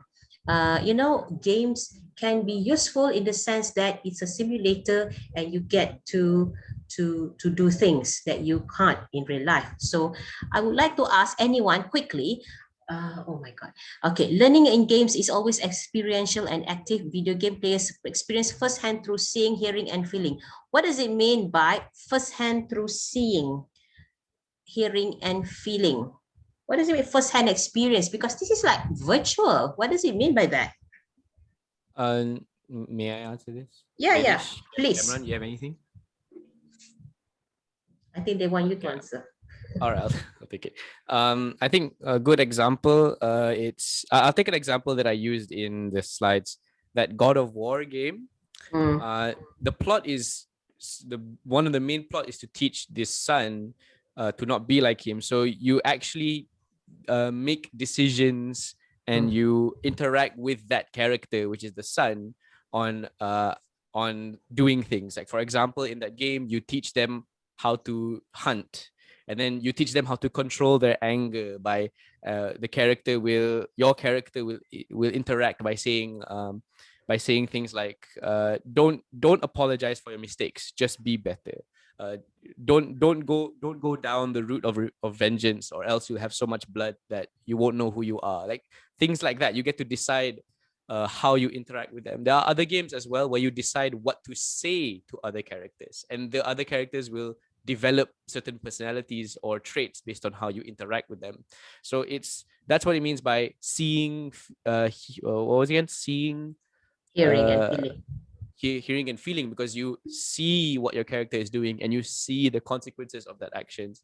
You hear their voices, the characters' voices. You hear maybe your friend from another online through online games or MMORPGs. You hear that, and you feel. I guess you can say feel as in like you feel what the story is trying to tell you. You feel the emotions that it's trying to emit. Okay, good, fair enough. Imagine if that's exam question, but that is what I would like you to understand.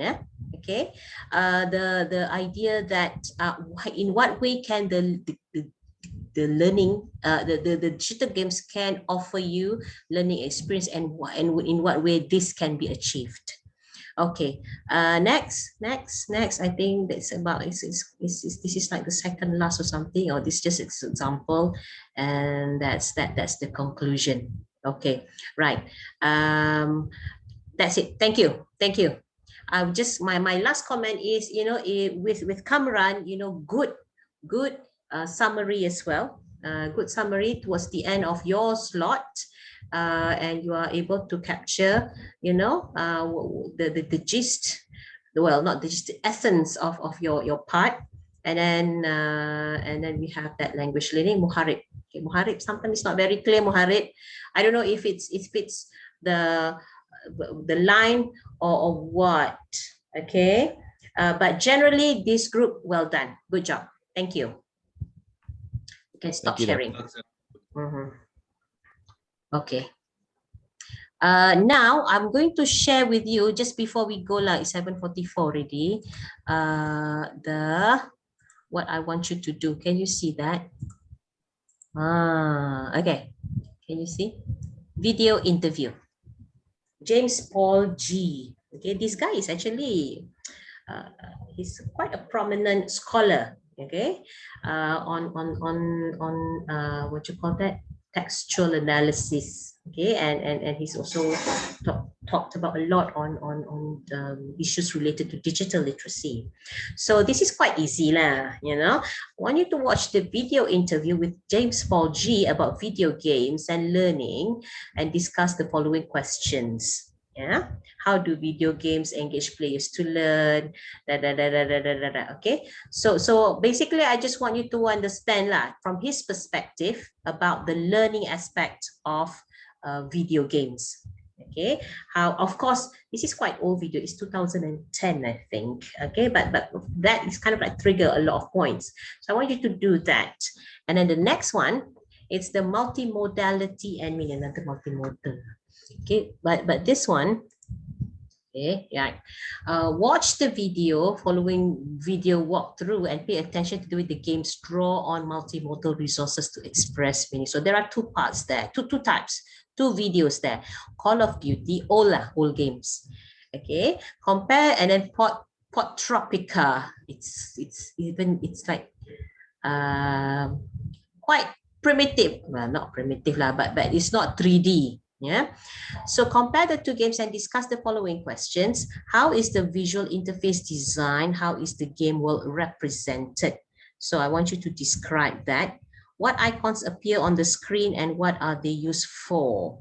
So basically, this is trying to understand the layout of the, you know, the game, and try to see how it can be meaningful to you. How important is text in the game?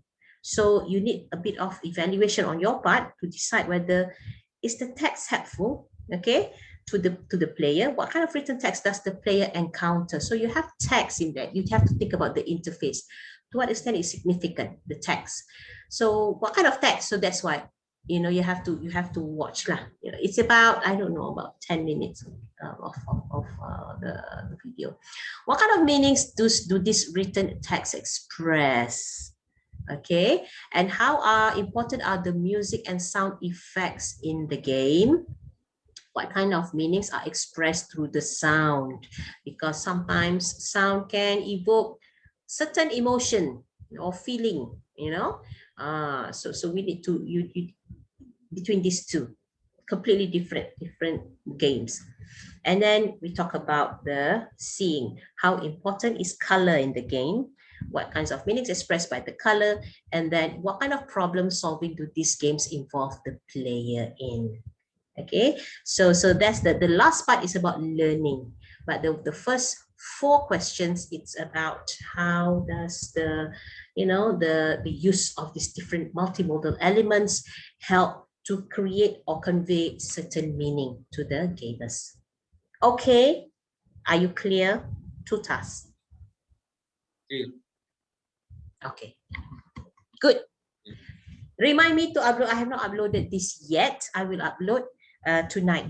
Okay, all right. Any question, people? Are And you there? we will also. Yes. We will, Sorry for my children. Sorry for maybe noise happened during the lecture when you ask me questions on my children. no So problem. I No apologize problem. for that. It's okay. It's okay. This is Everything's one good. point. Yes, doctor. Thanks a lot. Then we will upload our slides into Ultrablast so that the other colleagues will read them. Yes, please.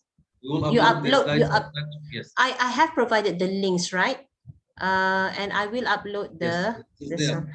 Florida cannot wait also. Yeah. Can we take a picture first? Attendance. We have 29 now. Missing 3 people. Okay, quickly. I know it's a bit long, isn't it? Blame it on Danish and Abdul Rahman and Kamran. So long, but I love it. No, I was fast. Maybe Danish was rather slow. It's okay to have, you know, it's positive. But your friends are not smiling. I'm sorry. They are hungry. Hungry.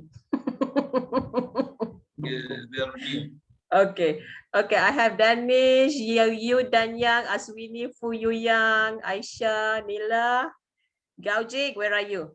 Aisha, are you okay, Aisha? Okay, Michelle. Okay, smile. 1, 2. Only one slide. Okay, two pages. Okay, smile. Ifa. 1, 2, 3. Okay. Don't write your name yet. Okay, page 2. Page 2, we have Kamran, Florida, Mona, Hazika, Fuyu again, Miriam, Chun Hui, smile, Han Ying, Gao Jing again, Chen Cheng, 1, 2, 3. Okay, good. So thank you for listening. I hope you have a good week ahead. Please stay safe, especially those in Malaysia. Don't go out. Just 2 weeks, just stay at home. Okay, just do whatever you can, you know, stop the spreading of COVID. So take care, everyone. Write down your name and then you can go. Bye-bye. Thank you, doctor. Take care. Thank you, doctor. Thank you, doctor. Bye-bye. Stay safe. You too. Thank you, doctor. Thank you, doctor. Bye-bye. Thank you, doctor. Don't worry, Kamran, you're good. Thanks a lot, doctor. I just want to do this. Okay. Thanks a lot, doctor. Thanks. Take care. Bye-bye. Take care. Thanks. Bye.